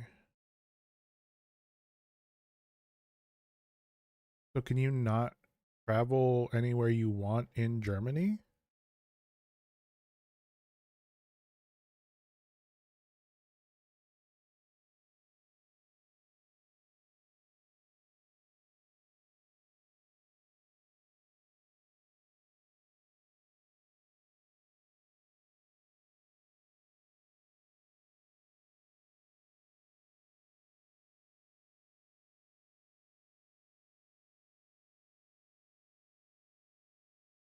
Oh, with train and buses, because most people use trains and buses. Oh, okay. So it's like a okay. So it's like a pass, like a was it like an annual pass, like for the whole year. It's 90 euro.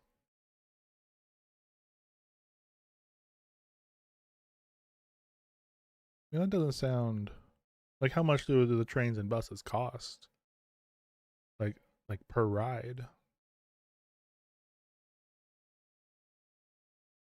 Each 90 euro a month. Interesting. That's a lot of that's $1,000 or 1,100 euros a year. That's crazy.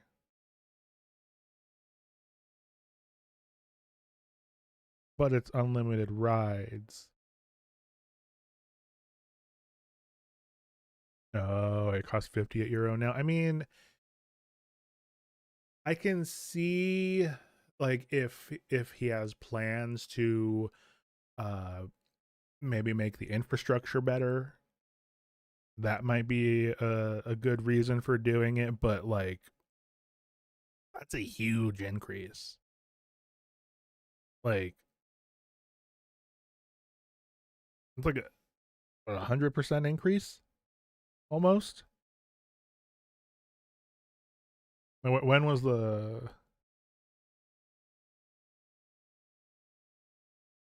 no trains in Germany? It's the worst. Are the trains are they just not good out there?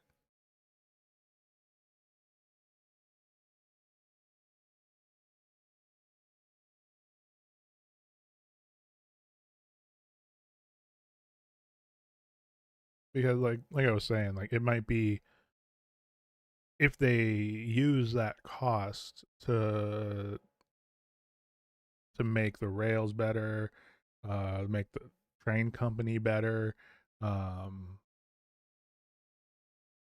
60% of the trains come late. Yeah. Well, and yeah, like I was saying, it if it could make it so that they can maybe hire more people so that the trains aren't late, make sure that breakdowns don't happen. It is a steep cost. Like that is pretty bad. Um, the rails are shit. That's the problem. Over 50 years, they didn't invest in that. Yeah, that's unfortunate. That is very unfortunate. It's it's a long-term project where they're gonna use the money um to I don't know, make the rails better. They were in the government most of the times. Okay.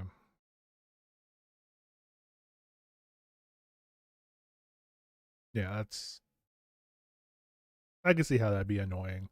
Um, on the other hand, I could see another reason for them doing it would be to make it so less people are riding the trains and the buses because they don't want to pay the cost, which will then um, make it so not so many people are riding the train. So then the trains won't be late.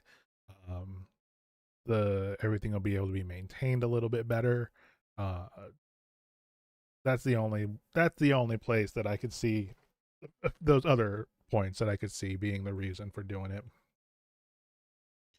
The train problem is that the train company don't have the focus in Germany, but more outside. Okay, in Europe isn't good. Okay, yeah, and it's trying to make bring everyone together in Europe. But oh, and thank you for the follow, Dennis. I appreciate you.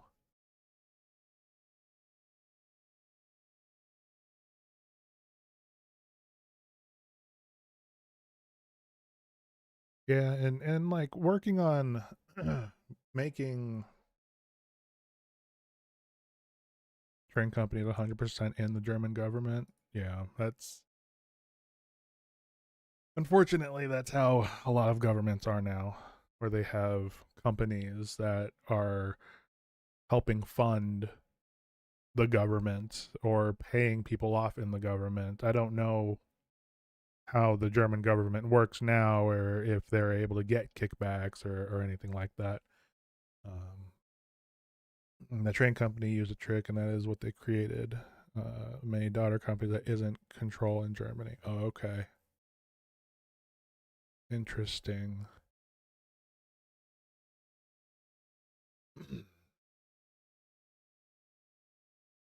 I'll have to look into more things about German, like trains and stuff.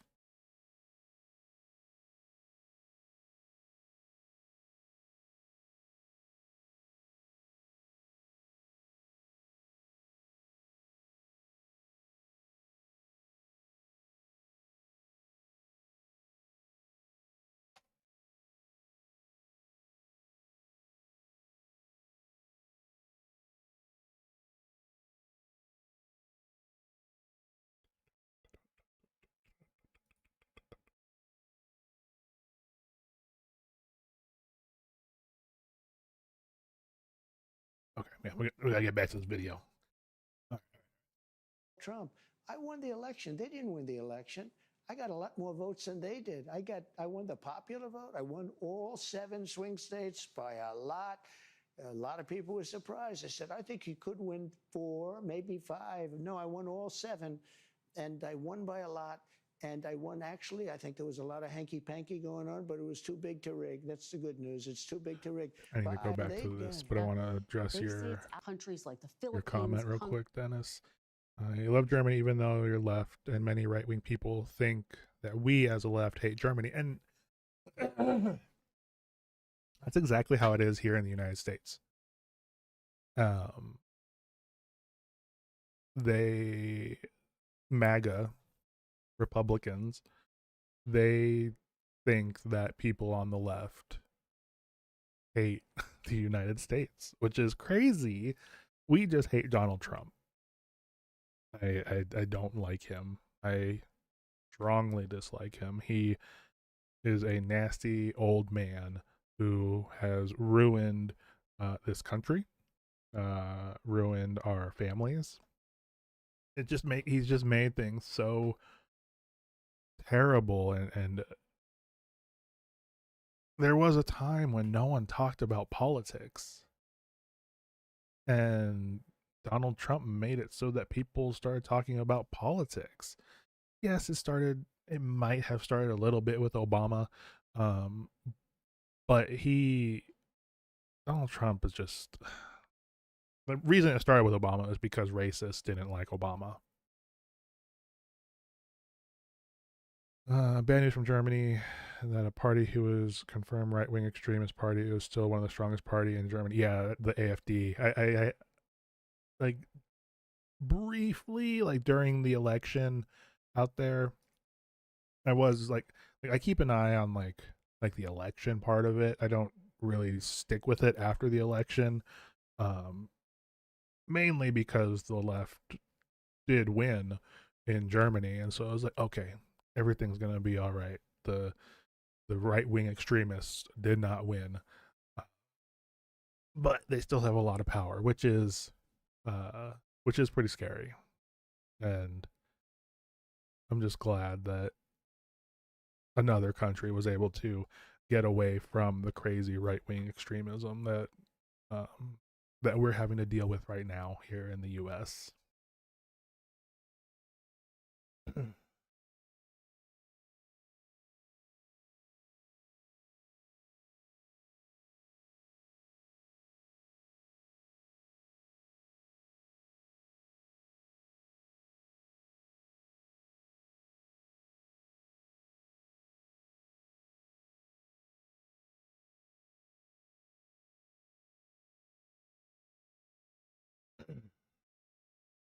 And if it confirmed, then it means they are dangerous against the democracy, and before they were just so maybe they are, maybe not.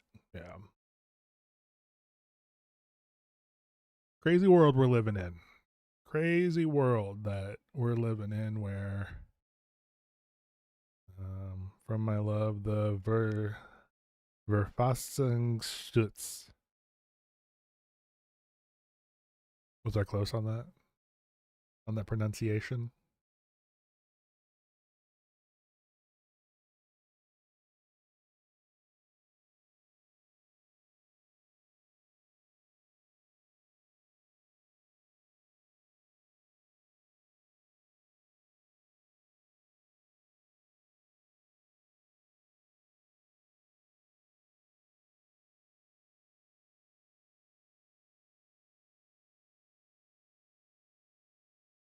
People thought, no, they are controlled by the other parties. What is wrong?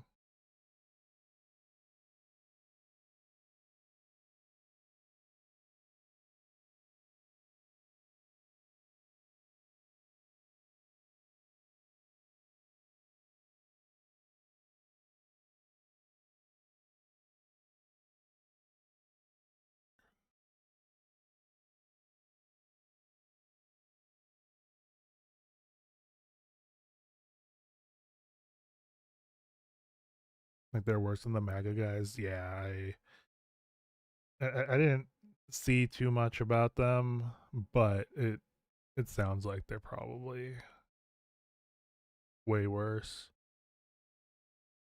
What was I doing? Oh yeah.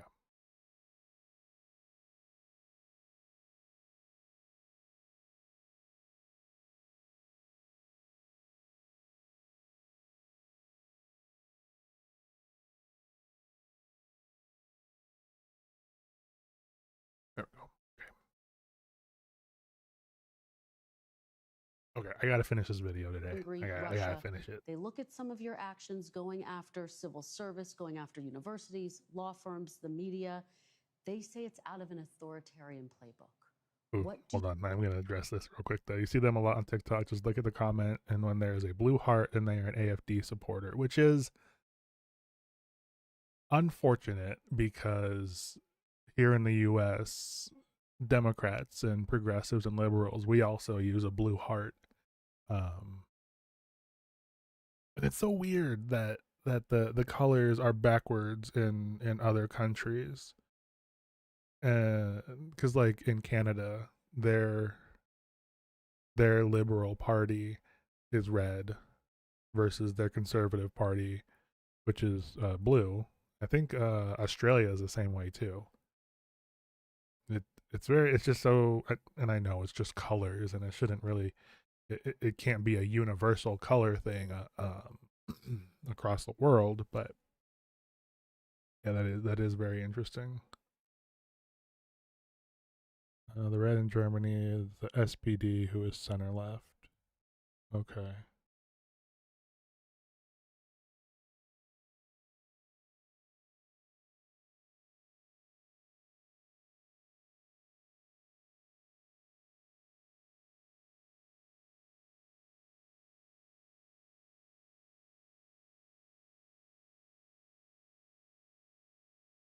Where am I?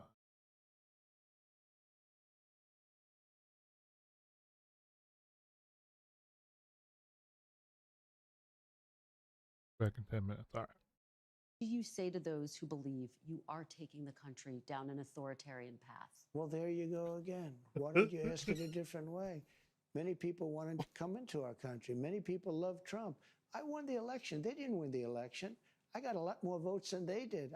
I won the popular vote. I won all 7 swing states by a lot. Which is crazy. Which is crazy. People were surprised. I said, I think you could win 4, maybe 5. No, I won all 7, and I won by a lot. And I won actually. Trump won all 7 swing states, and Kamala did not flip one county, a single county. Kamala was not able to flip it. So that's a little suspicious, right? Actually, I think there was a lot of hanky-panky going on, but it was too big to rig. That's the good news. It's too big to rig. But let me just say, so when you make these statements about people say this, people, well, you know, they had their chance at the election and they lost big. So you should ask the question differently. You should say, what about the people that want to be in this country? What about the people that love this country? But what do you say? I'm asking it on behalf of those people to give you a chance to respond to them. What do you say to those people, sir? Those people are going to be very happy. They're going to have to see some results. And I think we had a great 100 days. There are a lot of people that say it was unprecedented. It was an absolutely unprecedented 100 days. And I hope that they're going to be right. Do you see dissent as an essential part of democracy? It's a part of democracy. It is. You're always going to have dissent. Is it an important part of democracy? Yeah, you're always going to have, Kristen, you're always going to have dissent. There's nothing you're going to do about that. Am I going to get 100% unified? It would be a strange place. I can't even imagine it where 100%. Look, you have people that are good people. Mm-hmm. They're very smart people. And they honestly believe we should have open borders and the entire world should be allowed to pour into our country. I think it's a 95-5 issue, but they believe it. They're not even bad people. Some of them are bad. You have people that honestly believe that men should be allowed to play in women's sports. Some of these people, I don't know any. I haven't been able to find any, but they exist. They say it's an 80-20 issue. I don't believe.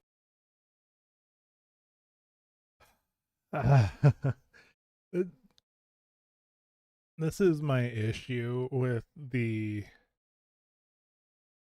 transgender people in sports issue. Like, it's such a small number. It's so small. Like, why do they care? It's such a small amount of people who just want to play sports, but they also want to be in the body that they feel they're in. Like, why? And he even says, I've never met, essentially he essentially says, I've never met a transgender person. And it's just such a stupid issue for them to worry about. So stupid. Welcome back, Dennis. Believe that. I think it's a 97-3 issue. Do you think people should have the right to criticize you without fear of reprisal? Absolutely, yeah, I do. That I do. And how do you square And I that? think that happens. How do you square that with the fact that you have passed these executive orders asking the Attorney General to look into some of the people who've criticized you, who've been harshest against I you? have been investigated more than any person in the history of the United States. Stop doing shady shit if I've you don't been want to get investigated. More than the late great, as I say at my rallies, Alphonse Capone. Alphonse Capone Late was a great nasty criminal? man. He was the highest level gangster. And I have been investigated more than Al Capone, more than anybody. These people are evil people, and I won. And I'll tell you what, all I want to happen is for the Department of Justice and the FBI. Pam is great and Cash is great. I think they're two great people, but they're their own people. They want to do a fantastic job. And all I want to do and all I want to ask for is that they be allowed to do their job. I'm not telling them to do anything, and I believe I have the right to do it. I'm, in theory, the top law enforcement officer as the president. We went over this once before, and it turned out I was right. But I'm not looking to use that. We have two great people, and we have many, many incredible people under them, and I just want them to do their job and do it well. Let me ask you about something I don't think you've been asked much about, which is you've branded your own cryptocurrency. The coin's values actually surged recently after you announced that top holders would be invited to have dinner. I don't even know that. What did it surge to?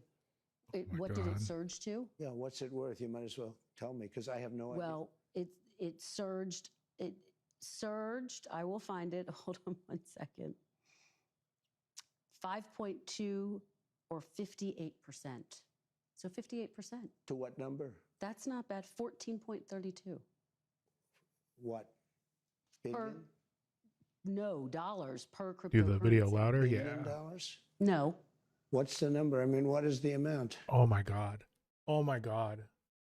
I'm going to rewind this real quick because like this is kind of hard because she's like kind of stumbling through it because she wasn't ready for the number, but essentially what she is saying to him, talking about his cryptocurrency that he launched 2 days before his inauguration as president, that was valued when they first released the crypto, it was like $70 per coin.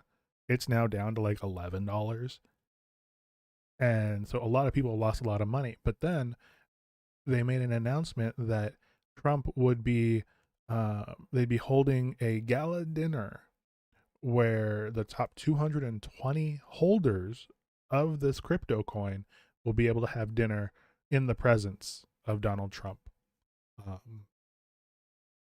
And then just hearing this part here where he doesn't know anything about this crypto coin. 5.2 or 58%. So 58%. To what number? That's not bad. 14.32. What? Billion? No, dollars per cryptocurrency. $1 billion? No. What's the number? I mean, what is the amount? The meme coin's value hit a peak of 75.35 on January 19th. Yeah, but that doesn't mean anything. And that's before your inauguration, and then it surged. Look, I'm in favor of crypto. But let me just ask you, what do you say to those who argue that when they hear that, they worry you're profiting from the presidency? I'm not profiting from anything. All I'm Yes, doing you is, are. I started this long before the election.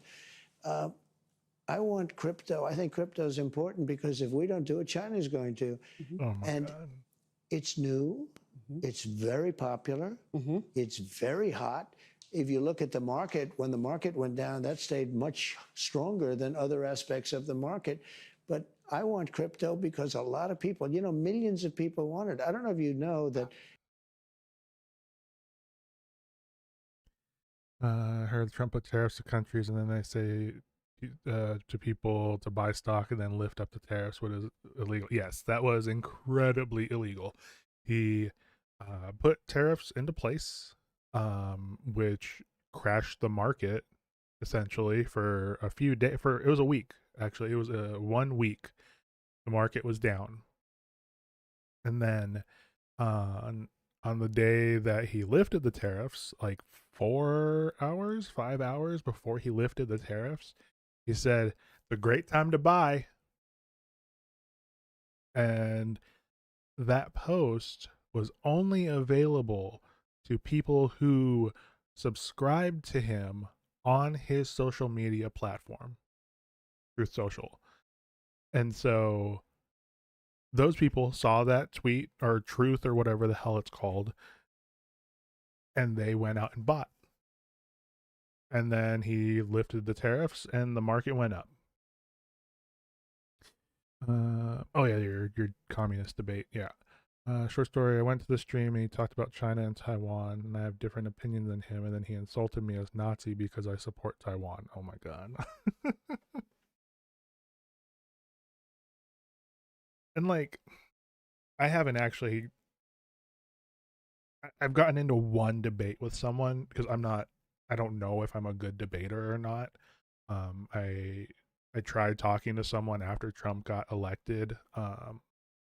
After the election here, tried talking to someone on TikTok about it, and I was very nervous because I've never really debated someone like over politics, because I usually take time to think about what I'm going to say, and it's usually a lot of the time on the fly. Um, but yeah, I have a lot of pauses when I talk, so yeah, I haven't gotten into debating anyone yet. But yeah, that's dumb. Like having a debate with someone is good, or um having a debate with someone is good so you can hear differing opinions, but shutting them out and banning them, that's just not the way to do it. Try to say, why is it not all right to call someone Nazi because of a different opinion? But yeah, that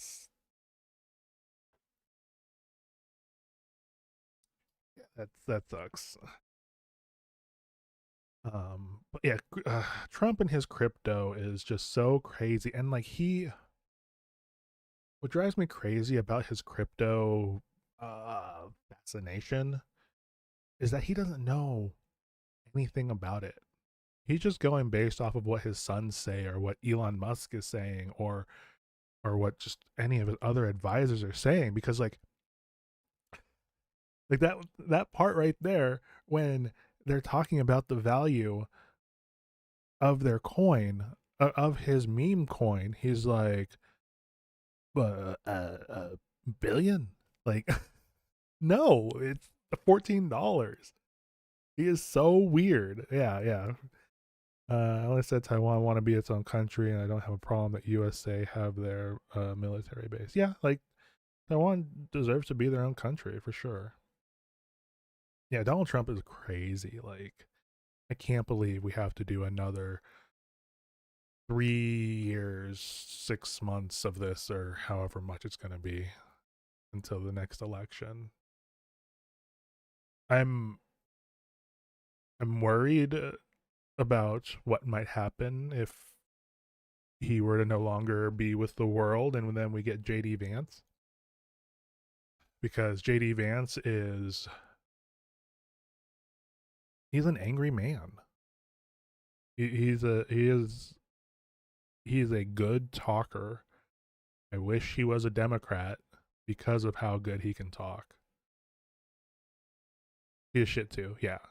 Like I wish that he had a better world view, because he would be able to be um I probably wouldn't put him on the same level as Pete Buttigieg, because Pete is amazing. He's just so good at what he does, and how he talks. But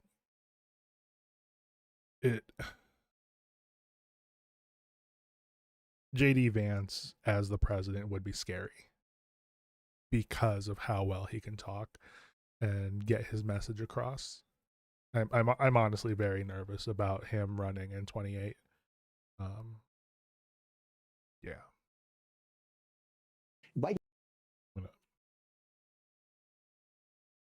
if we don't do it, China's going to. And it's new. It's very popular. It's very hot. If you look at the market, when the market went down, that stayed much stronger than other aspects of the market. But I want crypto because a lot of people, millions of people want it. I don't know if you know that Biden went after it violently, and then before the election, he changed his tune entirely. His head of the SEC, everybody changed their tune. You know why? Because there were hundreds of millions of people that are participating in crypto, and they wanted to get their votes. So you're not profiting off of the cryptocurrency business I haven't even looked. Has your family? I'll tell you what, look, if I own stock in something and I do a good job and the stock market goes up, I guess I'm profiting. But who really profits is somebody like Nancy Pelosi, who uses inside information. She worked for $175,000 a year. Deflection. And that's at the high end. And she's worth $150, $200 million. Okay? You ought to look at Nancy Pelosi, and you ought to look at some of these politicians that are stone cold crooks. I was very wealthy when I came in. Being president, I probably cost me money if you really look. In fact, I do something that no other president has done. They think maybe George Washington has done. I contribute my entire salary to the government, back to the government. So will you contribute anything you earn from crypto back to the government, if that happens? I never thought of that. I mean, should I contribute all of my real estate that I've owned for many years if it goes up a little bit because I'm president and doing a good job? I don't think so. Okay. I think but so. I've done something that surprisingly, they say nobody else has done, no other president has done. I've given, and it's a substantial salary. It's like $500,000 a year or $550,000 a year, 4 years, a couple of $1 million.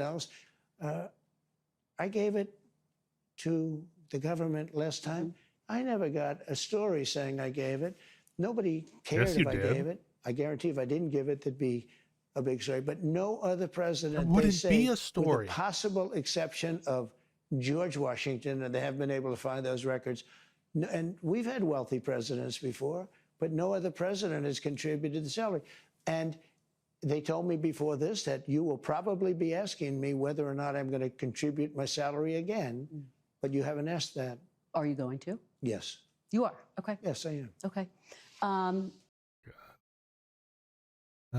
don't know. USA allowed to deport kids who are born in the USA to other countries. I don't know if it's all right that kids who try to stay in USA must defend themselves in court without a lawyer or something. Like in Germany, it would be illegal. I know. What was it? I think if the parent is illegal, if they are illegal in the U.S., they will deport the child as well. They don't let the kids stay. And then the U.S., they must defend themselves in court without a lawyer. So I just signed a petition. I was at a protest last month, and I signed a petition to make it so that there could be funds allocated to children who aren't able to defend themselves, so they could get a lawyer to defend them in court. And then I don't remember the full details. I was so tired. I was walking so much that day, but the kid is a U.S. citizen, of what I heard, because every kid who was born in the U.S. are U.S. Yeah. Let me double check that, because with the rules changing so much, like, a child born in the U.S. automatically a citizen. Birthright citizenship, 14th Amendment.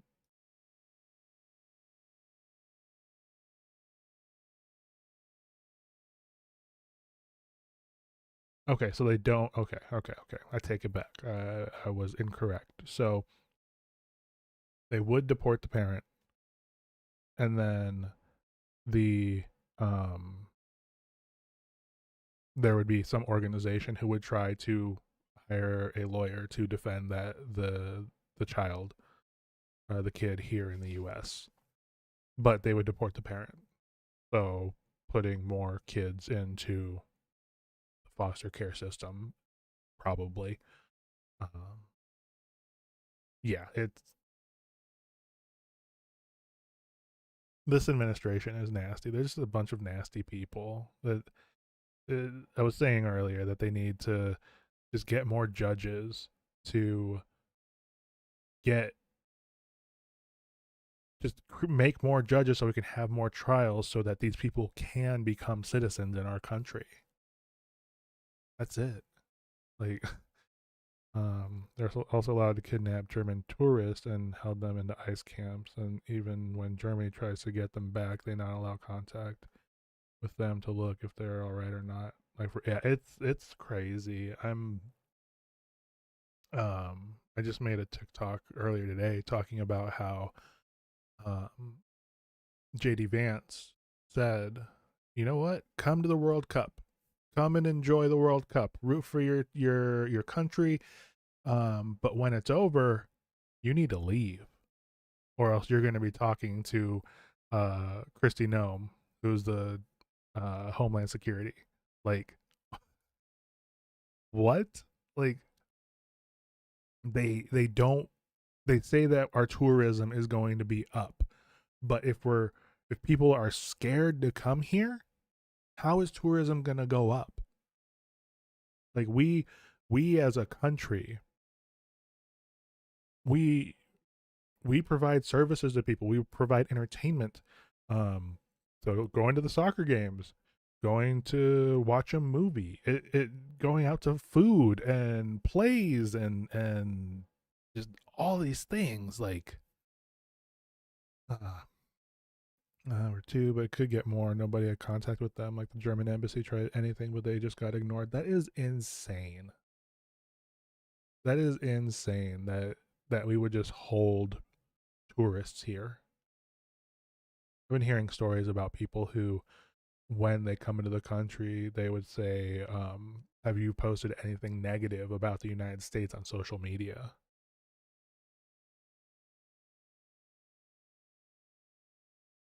The German citizen.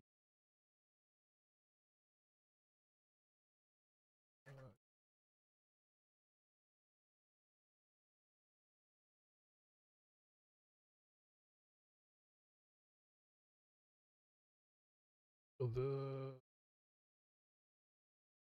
Newsweek. German tourist deported from U.S. for not booking hotel. What? They arrive in Hawaii without a reservation.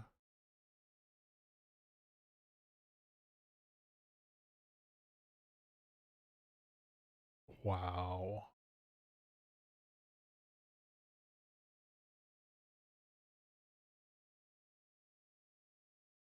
They were just going on a world tour and then they got here and messed up their reservations. So they deported them. That's crazy. That is so insane. Like, that, again, will just make it so that people don't want to come here if they're going to get arrested for coming here. Like, oh my God. Oh.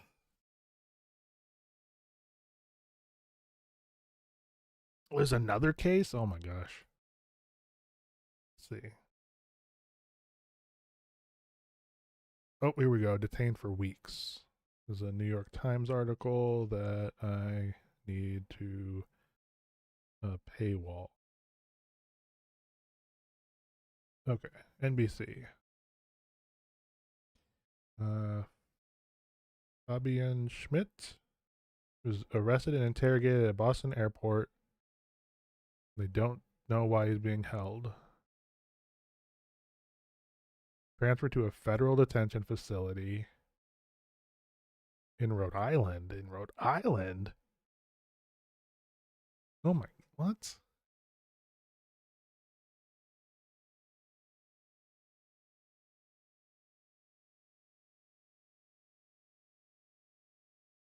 Um,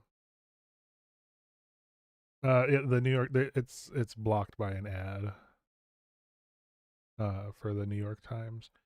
Yeah, that is so crazy that they're just arresting people from other countries. Oh, okay, here's another one. Lucas Siloff spent 16 days in a Otay Mesa detention facility in San Diego before getting to go home. Are there people who are still stuck here?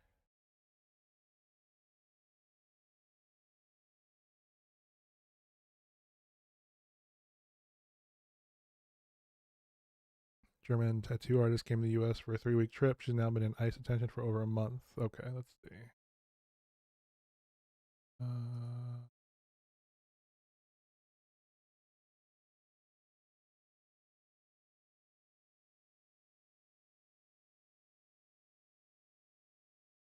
Oh, it's because she tried to come in through Mexico.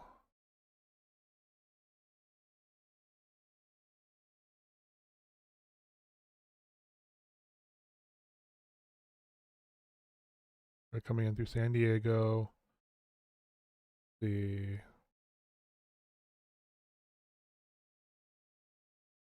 she was with a friend from LA.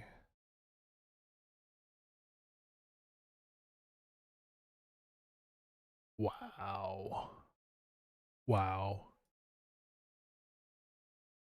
That's crazy. That is so crazy. All right, I gotta get on this video. I only got like 40 minutes left. Till I wrap up the stream. We got 20 minutes left on the video. I'm trying not to pause too much. Well, I appreciate we just made news there. Let's talk about foreign policy, sir. Okay. You just signed a minerals deal with Ukraine. Yeah, we are allies. It's a sign, It's it so seems, that the crazy. United States is invested in Ukraine's future. The Secretary of State told me this is a very critical week. Are you any closer to reaching a peace agreement between I hope Ukraine so. and Russia? I hope so. How would you I do characterize believe it? we're closer with one party and maybe not as close with the other, but we'll have to see. I'd like to not say which one we're closer to, but we did do a deal for the American people that was good. We were able to get rare earth. You know, the Europeans are getting paid back. They have a loan. We didn't. Biden just gave them $350 billion. He has no idea where the they're money not is, what close to happened. making peace at all. And at least we'll, in one form or another, get our. I don't feel so foolish. And remember this, this is Biden's war. This was a war that was never going to happen if I were president. This is a horrible, horrible war. And I get to see shots of soldiers through, satellite that are just so terrible. 5,000 soldiers are being, look, 5,000 soldiers a week on average are dying. They're not American soldiers, but I want to solve the problem. They're Russian soldiers and they're Ukrainian soldiers. And if I can save 5,000 souls, I just love doing it. How long do you give both countries before you're weird going thing to to walk away? Well, there'll be a time when I will say, okay, keep going, keep being stupid. When and does keep that fighting. come? Are you close to it? Sometimes I get close to it and then positive things happen, okay? So I hope it gets done. Your close ally, Senator Lindsey Graham, has a sanctions bill against Russia. If you get to that point, Mr. President, where you're prepared to walk away, will you sign that sanctions bill? Well, it depends on whether or not Russia is behaving toward 1 sec.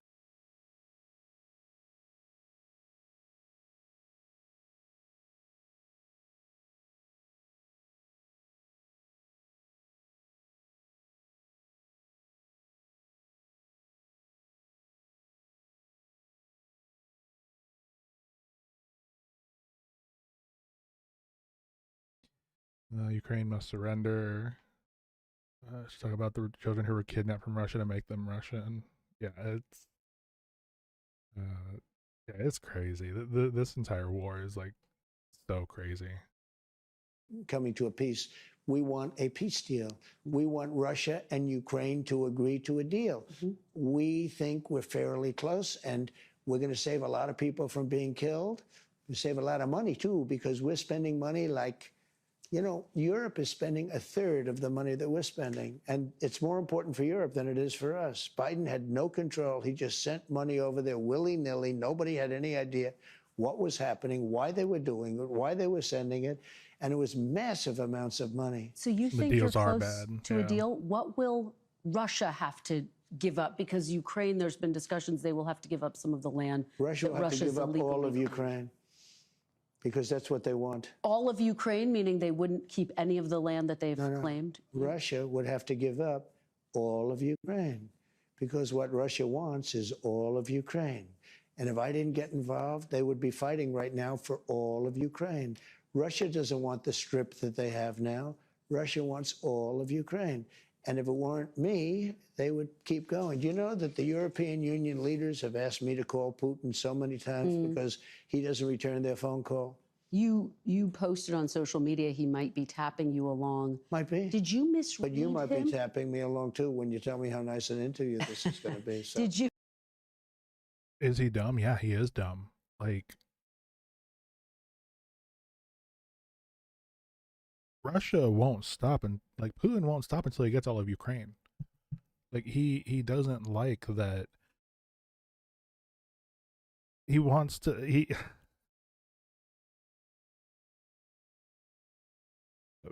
This is where we bring up this map. All of this light red zone here. This is all Ukraine land.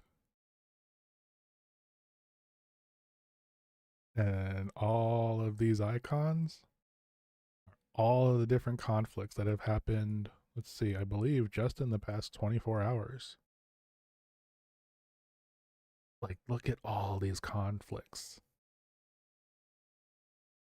Why is that this peace deal so that Ukraine not allowed to train troops for 30 days, not allowed to get weapons for 30 days and more, but Russia's allowed to? Yeah, it's just crazy how much has happened just in the past. Was this been 8 years that this conflict has been going on? Drives me crazy. You know, I'm used to being tapped along. Did you in any way misread Vladimir Putin? Yes. Did I what? Misread him, now that you're saying that? Well, I'll tell you about that in a month from now or 2 weeks from now. I have no idea. I can tell you this. His ambition was stopped to a large extent when he saw that it was me that was now leading the charge, because he wasn't dealing with anybody in Europe. He wasn't calling him back. Do you know that I asked him, I said, did Biden ever call you in 3 years? Did Biden ever call? He said he never called. Do you know Biden didn't call him one time? And all these thousands of soldiers, hundreds, millions of soldiers are dying, and people, not only soldiers, people dying in the cities and the towns, and the whole heritage of that country is being blown apart. I mean, yeah, the country's heritage is being blown apart. Yeah, they would definitely attack again after 30 days. Those beautiful spires that you see, you know, the most beautiful in the world? Yeah. Almost 95% of them are laying in smithereens, all broken up and so sad, laying all over the ground because they were shot. It's really a bad thing. I can't, maybe it's not possible to do. There's tremendous hatred, just so you understand. Kristen, we're talking tremendous hatred between these two men and between, you know, some of the soldiers, frankly, between the generals. They've been fighting hard for 3 years. He hates Putin because Putin is invading Ukraine. Like, all Putin wants is land and power. Like, because of the people are dying because of Russia, and Russia alone. Like, literally, Ukraine is defending themselves. Russia just needs to stop. He said Zelensky is a dictator. Just tell me one nation who held election while in war. Yeah. Yeah, like seriously. Like even when like the United States, like we didn't hold an election during war.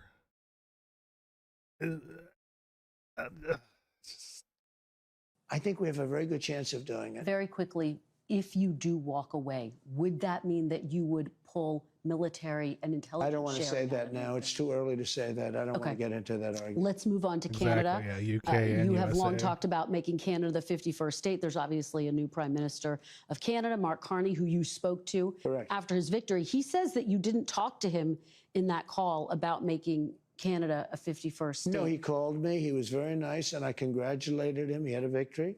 It's a very close victory. It's there's no majority or anything, so that's going to make things a little bit difficult, I think, for him to run. But he nevertheless had a victory, and he's a very nice man, I think. Do you plan to talk to him about making Canada a 51st state? He wants to come and see. He basically gave up Ukraine his first week. Yeah, like Trump said that he would solve this conflict day one, and he didn't. It's weird seeing Trump without a bright orange face. I mean, it is weird. This video was pretty weird that he didn't get all makeuped up. What's up, Swift?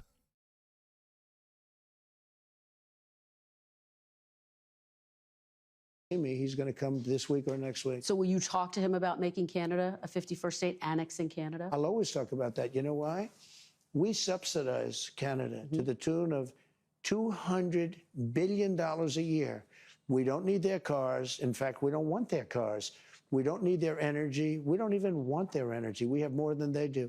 We don't want their lumber. We have great lumber. All I have to do is free it up from the environmental lunatics. We don't need anything that they have. We're giving them.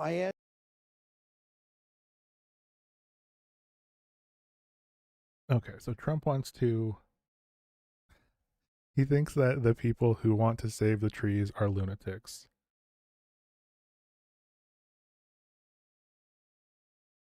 Like, I was thinking about this with the tariffs that he's talking about doing on movies, and how if movies are made outside the US, there's a huge tariff on them. So there's a lot of ambiguity there about what that means. And if it means like they have to film in the US to not get tariffed, then they can't be tearing down all these forests and building all these factories across our country, because there's not going to be anywhere beautiful for people to film their movies. Like, it just doesn't, like, we need trees. We need lumber. Like, I just started reading about the tariff war that is actually happening, that's been going for a very long time, excuse me, between Canada and the US. And it's actually a very, very interesting kind of conflict that they have going on with that. But yeah, like, we don't,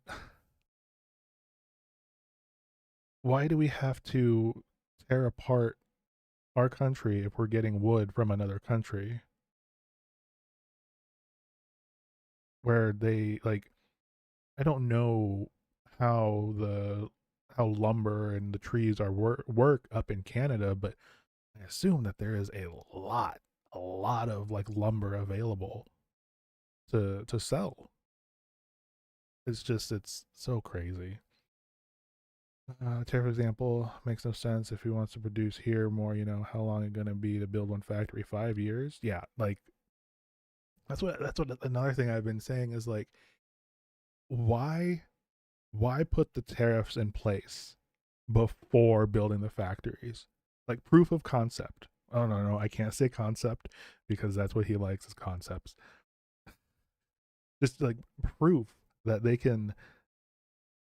they have the infrastructure for these new factories, and then do the tariffs. He's a real estate guy. Build the buildings, build the factories, and then sell it to someone. Sell it to the companies when they come back here. Anything he's saying is dumb. Yeah, he's so stupid. All right, almost done with this. Then I gotta wrap up the stream. I asked Mr. Trudeau, who I call Governor Trudeau, I said, my not God. Prime Minister, Governor. I said, Governor Trudeau, could I ask you one question? Why are we giving you $200 billion? Why are we subsidizing Canada? If Canada was a state, it wouldn't cost us. It would be great. It would be such a great, it would be a cherished state. And if you look at our map, if you look at the geography, I'm a real estate guy at heart. When I look down at that without that artificial line that was drawn with a ruler many years ago, it was just an artificial line, goes straight across. You don't even realize what a beautiful country it would be. It would be great. But I don't think the What's up, American public Snapdragon? wants me to pay $200 billion a year to subsidize Canada. Again, remember this. Yeah. We don't need their cars. We don't need their lumber. We don't need their energy. We don't need anything. We do. We do very little business with Canada. They do all of their business practically with us. You and I- They need us. We don't need them. You and I talked, and I asked you if you would rule out military force to take Greenland, and you said no, you don't rule out anything. Would you rule out military force to take Canada? Well, I think we're not going to ever get to that point. It could happen. Something could happen with Greenland. I'll be honest. We need that for national and international security. But not I with think Canada? it's highly unlikely. I don't see it with Canada. I just don't see it. I have to be honest with you. Okay, but you don't rule it out for Greenland. And by the way, Canada, they spend less money on military than practically any nation in the world. They pay NATO less than any nation. They think we're subsidized. They think we are going to protect them. And really, we are.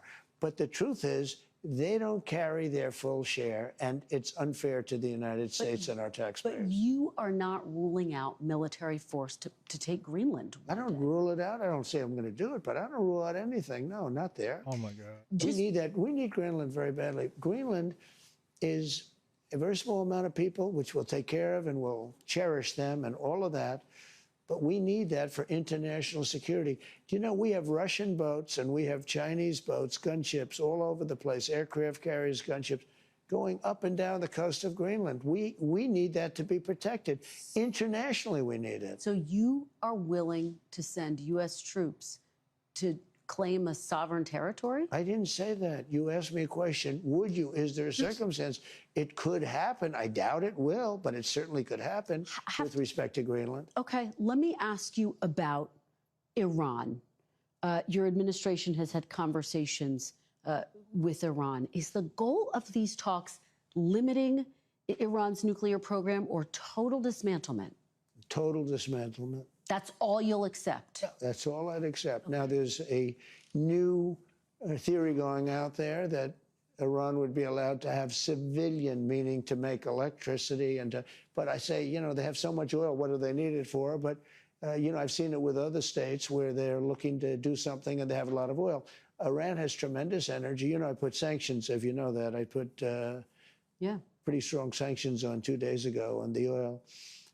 The sad part is that if Biden didn't get involved, if we had a competent president, you would have never had the attack on Israel. October 7th would have never taken place. Hamas would have had no money because Iran was broke. And now, in a period of 4 years during the Biden administration, they became very rich. They have over $300 billion cash in the bank. And they had no money. They were ready to make a deal with me. And it's very sad. Because of this rigged election, they didn't do it. Just another thing you can mark down to a bad election. It's interesting what you're saying, though, because Secretary Rubio has said that he would accept, or the idea is there is. We got some chats going on. The only thing he was all right is that he support Israel instead of Hamas. No wonder, because Hamas is a puppet from Iran, and Trump hates Iran. Canadian probably won't technically join the EU, but create a new military trade alliance very similar to the EU with Australia, hopefully too. Yeah, that'd be crazy. Good. Aegis Discord. Yeah, let me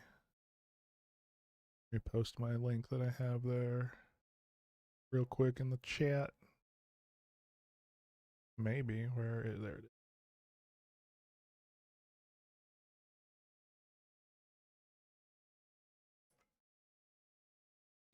It is a Discord that that I'm a part of has put it in chat. It's just a bunch of different political content creators, just all working in one place, and you should join up if you want to just have some good conversations with some people.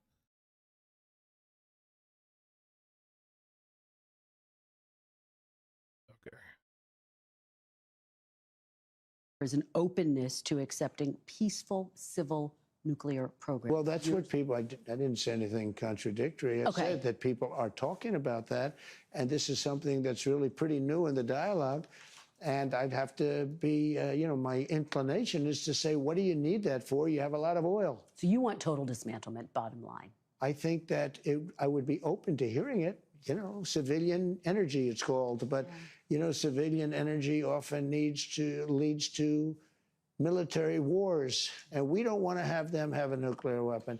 It's a very simple deal. I want Iran to be really successful, really great, really fantastic. The only thing they can't have is a nuclear weapon. Okay. If they want to be successful, that's okay. I want them to be so successful. And the Iranian people are incredible. I just don't want them to have a nuclear weapon because the world will be destroyed. Just to recap, we're talking about your desire to claim Canada, Greenland. What do you say to people? You forgot the Panama Canal. Panama Canal. Oh my God. What do you say to people who say they voted for you because they wanted you to end foreign conflicts, not start new? I don't see that as conflict. I think that's good for our country, those things. Look, the Panama Canal was taken over by China, effectively. Now China seems to have left, but the Panama Canal, think of this deal. We built the most expensive object we've ever built in the history of our country. That was Mount McKinley. They just took away, I just gave them back the name, but McKinley made the money. Teddy Roosevelt spent the money. McKinley gets very little credit, but he made, how he made the money? Through tariffs. He was the big tariff president. Okay, but forget that. We built the Panama Canal. It was the most expensive thing. It would be the equivalent, like almost $2 trillion today. We've never spent it. And it was very successful. And Jimmy Carter gave it away for $1. Panama insists Panama says they do control the canal, but we have a couple more questions left tonight. Panama said what? Little wrap. Panama said what? Panama says they still control it. I know you're saying China. Panama says they still control it. If you would have gone there about 5.2 months ago, every 5.2 single months sign on the Panama Canal, with the exception of about 15% of them, was in Chinese. Yeah. Okay. Let me ask you, because we're nearing the end, just a couple more questions here. I'm not complaining. You keep saying to me like I'm rushing. No, you're not, and I really appreciate it. I don't want to really rush you. I don't want to appreciate make you nervous. Thank you. The Trump Organization is selling hats that say Trump 2028. Yeah. Are you seriously considering a third term, Mr. President, even though it's prohibited by the Constitution, or is this about staying politically viable? I will say this. So many people want me to do it. Mm-hmm. I have never had requests so strong as that. But it's something that, to the best of my knowledge, you're not allowed to do. To the best of my knowledge? I don't know if that's constitutional that they're not allowing you to do it or anything else, but there are many people selling the 2028 hat. But this is not something I'm looking to do. I'm looking to have 4 great years and turn it over to somebody, ideally a great Republican to carry it forward. But I think we're going to have 4 years, and I think 4 years is plenty of time to do something really spectacular. The Constitution does prohibit it. Some of your allies are pretty serious about this, though, Mr. President. I've spoken to them. They say they are coming up with potential ways. Well, obviously, the biggest one would be a constitutional amendment. That's because they like the job I'm doing, and it's a compliment. It's really a great compliment. Has anyone approached you, though, with an actual plan, a way to actually start the process well, there are of a ways of doing it. constitutional amendment? There are ways of doing it, and you know the same thing. And if you look at the vice presidential thing, and you hear different concepts and different other people say you can have a write-in vote. There's lots of different things. With all of that being said, I want to be a great president. I will have served. Hopefully, everything will go well. I feel very good. I just did a physical. I took, unlike all other presidents, I took cognitive tests and I aced it. I got 100% correct. And one doctor said, there were numerous doctors watching. And he said, I've never seen that before. Biden didn't take a cognitive, he couldn't have gotten the first question right. But I came out great with the physical, both physically and mentally. And I just want to Oh my serve, God. do a great job. I'll be an 8-year president. I'll be a 2-term president. I always thought that was very important, to be honest with you. You know, if you look at President Polk, he was a 1-termer and he did some great things, actually. Pretty good president. And I'm not saying you can't do that, but When did there's President something Polk, about being a when was 2-term he president that president? was very important to me. And just to put a button on it, has anyone in an official capacity presented you with, sir, here are some 11th ideas president, by which you could actually get a 1845. constitutional Well, in a amendment? capacity of being a big supporter of many people have said different things, but Okay. I'm not looking at that. You haven't had official meetings about it? No, and just so you understand, 4 years is a long time. I have almost 4 years. We, you know, all of these things that we've done more than any president, and even you might admit that. Nobody's done the extent of the things that we've done. Nobody's done this in essentially a little bit more than 3 months. As they say, 100 days. I'm looking to do a great job as president As they say, and 100 set the country days. on the right track, because if I didn't win, this country would have failed. We would have been a failed nation. You have built a political movement that has transformed the Republican Greatest in Party. history. It's transformed the country, The quite greatest frankly. political movement in history, MAGA. When Make you, America great again. when you look to the future, Mr. President, do you think the MAGA movement can survive without you as its leader? Yes, I do. Good question. What gives you I think it's so strong, and I think we have tremendous people. I think we have a tremendous group of people. We talked about a number of them. You look at Marco, you look at J.D. Vance, who's fantastic. You look at, I could name 10, 15, 20 people right now just sitting here. No, I think we have a tremendous party. And you know what I can't name? I can't name one Democrat. I mean, I look at the Democrats, they're in total disarray. They have a new person named Crockett. I watched her speak the other day. She's definitely a low IQ person. And they said, That's she's the racist. future of the party. I said, you have to be kidding. I don't know what they're going to do. And I really believe in a two-party system. Because it's good to be challenged. It's really good to have a two-party. You know, it's good. Being challenged is okay. It keeps you sharp. I don't know what they're going to do. They have nobody. Bernie's 87 years old or something. And, you know, Biden is the worst thing that ever happened to old people, because he was grossly incompetent. And I think maybe for artificial reasons. You know, he had operations and things. So maybe that's an artificial. But I know people that are unbelievably sharp, and they're older than 87. But I watch Bernie Sanders. He's a nut job, but Oh he's my still God. sharp.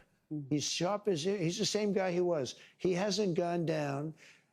But Biden is really, he's the worst thing to happen to old people. I my know God. that you are only 100 days in, What but a as we sit here statement. today, who do you see as your successor, Mr. President? Well, it's far too early to say that, but you know, I do have a vice president, and typically it would be, and JD's doing a fantastic job.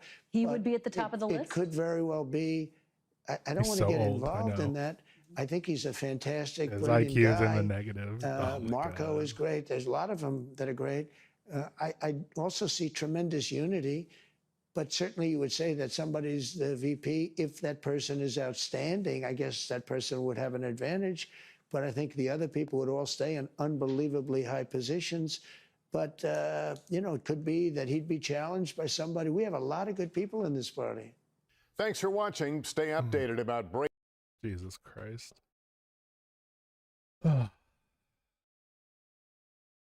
This hour-long video took longer than I thought it would.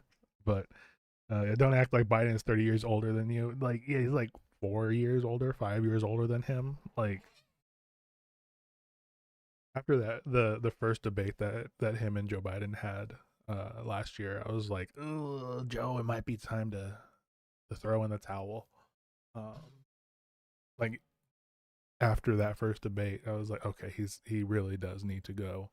And then Kamala took over, and then allegedly lost.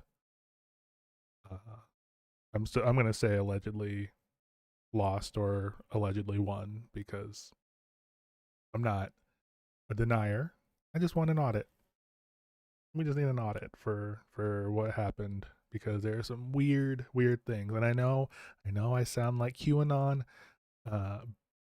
But there is actual data backing up, talking about the election being funky, being weird, because Trump won every single swing state, and Kamala did not flip any red counties, and that has never happened ever in the history. Even the guy that lost to Ronald Reagan flipped some counties, even though Ronald Reagan won very handedly. Fun fact, Jeffrey Epstein was mean girling Trump and said that he literally couldn't read a balance sheet. I'm positive. There was the part where he was talking about she was talking to him about his crypto coin and talking about how much it's at, and he's like, it's at 14.38, and he's like, what, dollars, billion? And she's like, no, just dollars. Just, it's just, I want our president to be smart and know how to answer things and not have to say, I need to talk to my lawyers. I need to talk to my lawyers. I don't know anything about that. We need someone who's competent running our country. And, well, yes, Donald Trump has a lot of, I'm not going to call them great minds, but sharp people who can do the work for him. They're not good people. Stephen Miller is a terrible man. He is the worst person. There's a video of him from when he was in high school saying, why do I need to pick up my trash if we've got people to pick it up for us? And he's a nasty person, disgusting. But yeah, that is don't worry, my leader of Germany isn't smart too, only in the opinion about Russia, Israel, and the EU and stuff good, but not in Germany. Yeah, it's crazy. It's crazy what kind of people get elected to office across the world, really. Yeah. Oh man. This was a good stream. I think I'm gonna try streaming again tomorrow. I think the world's nations need more than one leader. It's crazy to expect one person to be good at everything. Yeah, you know, Swift, I agree. I think that we should have people who, like, I don't know if it's a two-party system, but just like actual checks and balances. Like, the real leaders surround themselves with experts. Exactly. Like,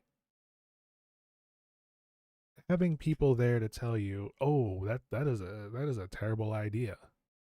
Like,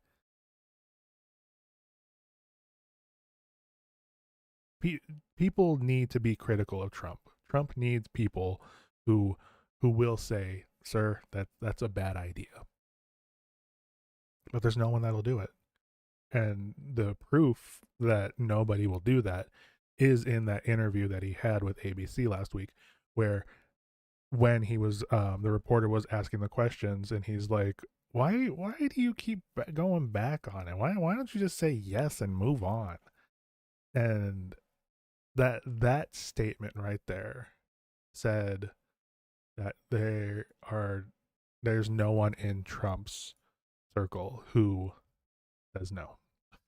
So I think Brian Edmund did so well, even though he was senile, because he let the experts the wheel. Yeah, Trump telling him to just accept his answer. That was so crazy. I couldn't believe it.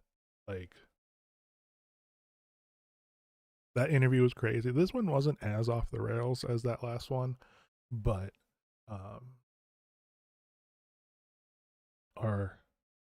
this interview, yeah.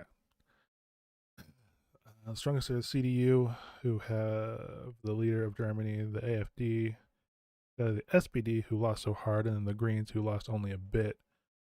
And then the left, who surprisingly did well in the election, two parties lost and got not into, the parliament. Yeah.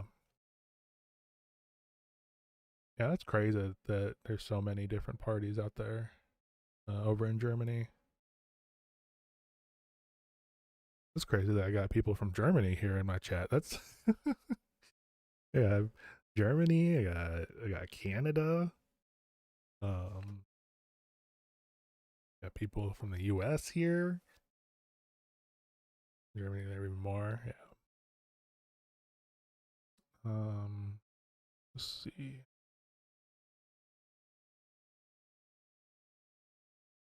Most parties too small to get into parliament. Oh, you know what? I do want to watch one more video. It's like 5 minutes long. And it's about how Donald Trump decided to reopen Alcatraz. I almost said Arcatraz, which is the name of a dungeon in World of Warcraft that is based on Alcatraz. Media player. Okay. Maybe. Where are you?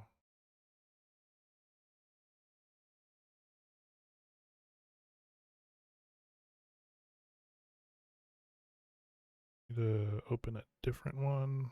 Look at me. Media source. Here we go. Nope, that's not it either. Remove. No, we're just gonna do display capture.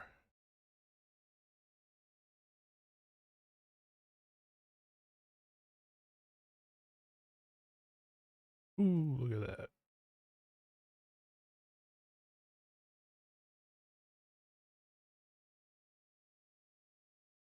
Move it to the bottom.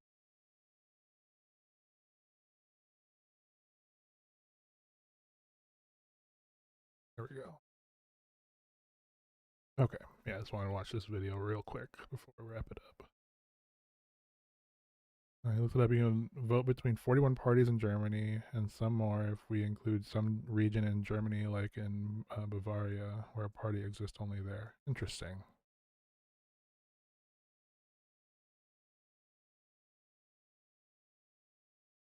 Okay.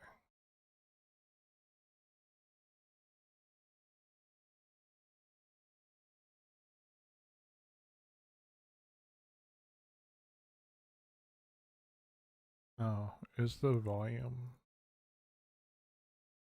I don't think there's volume. Yep. Let's see.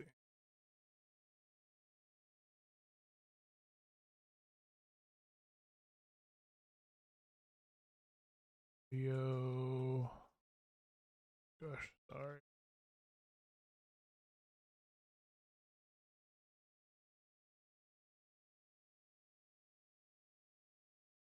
Okay. I know what happened.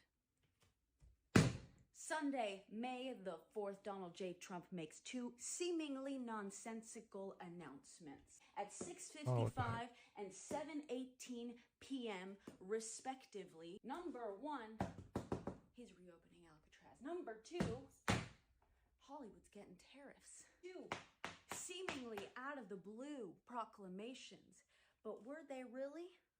Were they really? See, the key to understanding these lies, a mere 14 minutes earlier, in a post about Howard, alias Howie Kurtz. Who is this mysterious Howard, alias Howie Kurtz? He is a Fox News host, a morning show called Media Buzz, which airs at 11 a.m.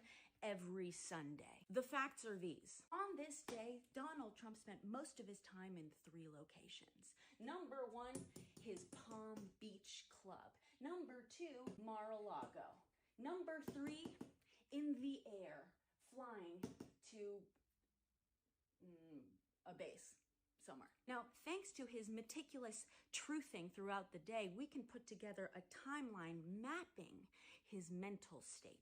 6:41, while he was in the air, Donald J. Trump truths two things. The first I'll get to, but the second is about alias Howie. And despite what you may think Donald Trump might have to say about a Fox News host, he is not happy. Why?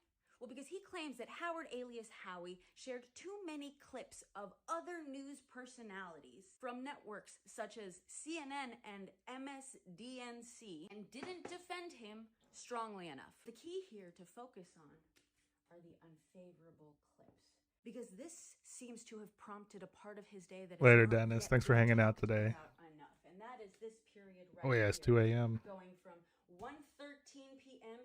to 1:28 p.m., where Donald Trump truthed 6 times total, sharing various clips of coverage on him, along with his own commentary from several different sources. That includes 1:13 p.m. ABC, 1:16 p.m. Fox, 1:18 p.m. NBC, 1:19 p.m.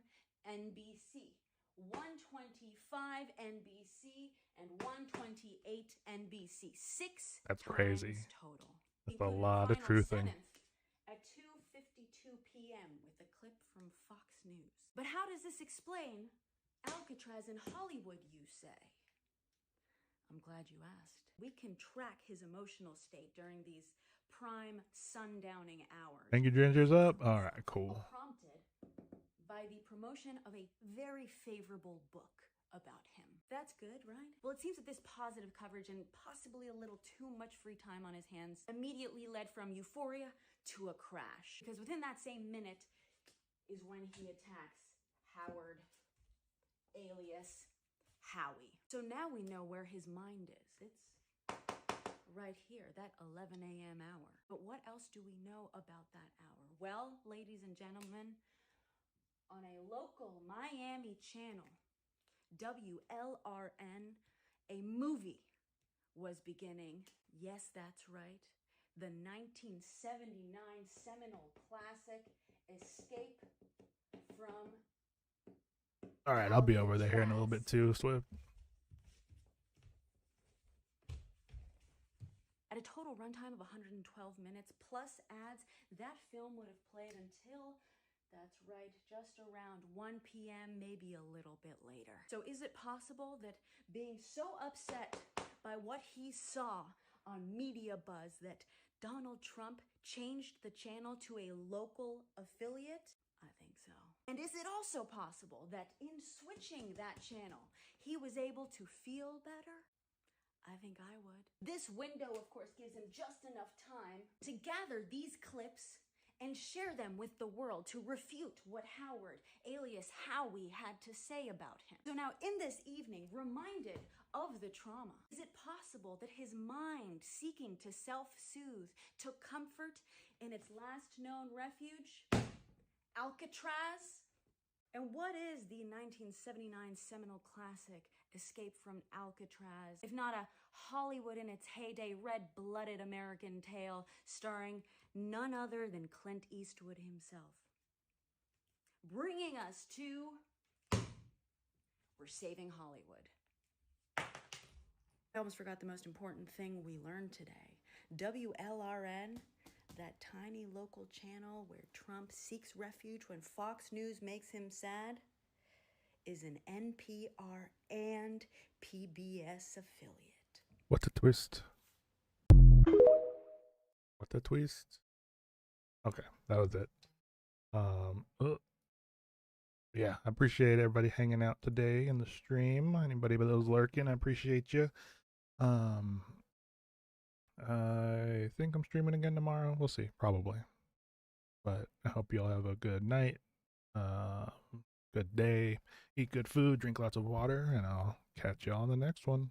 Peace.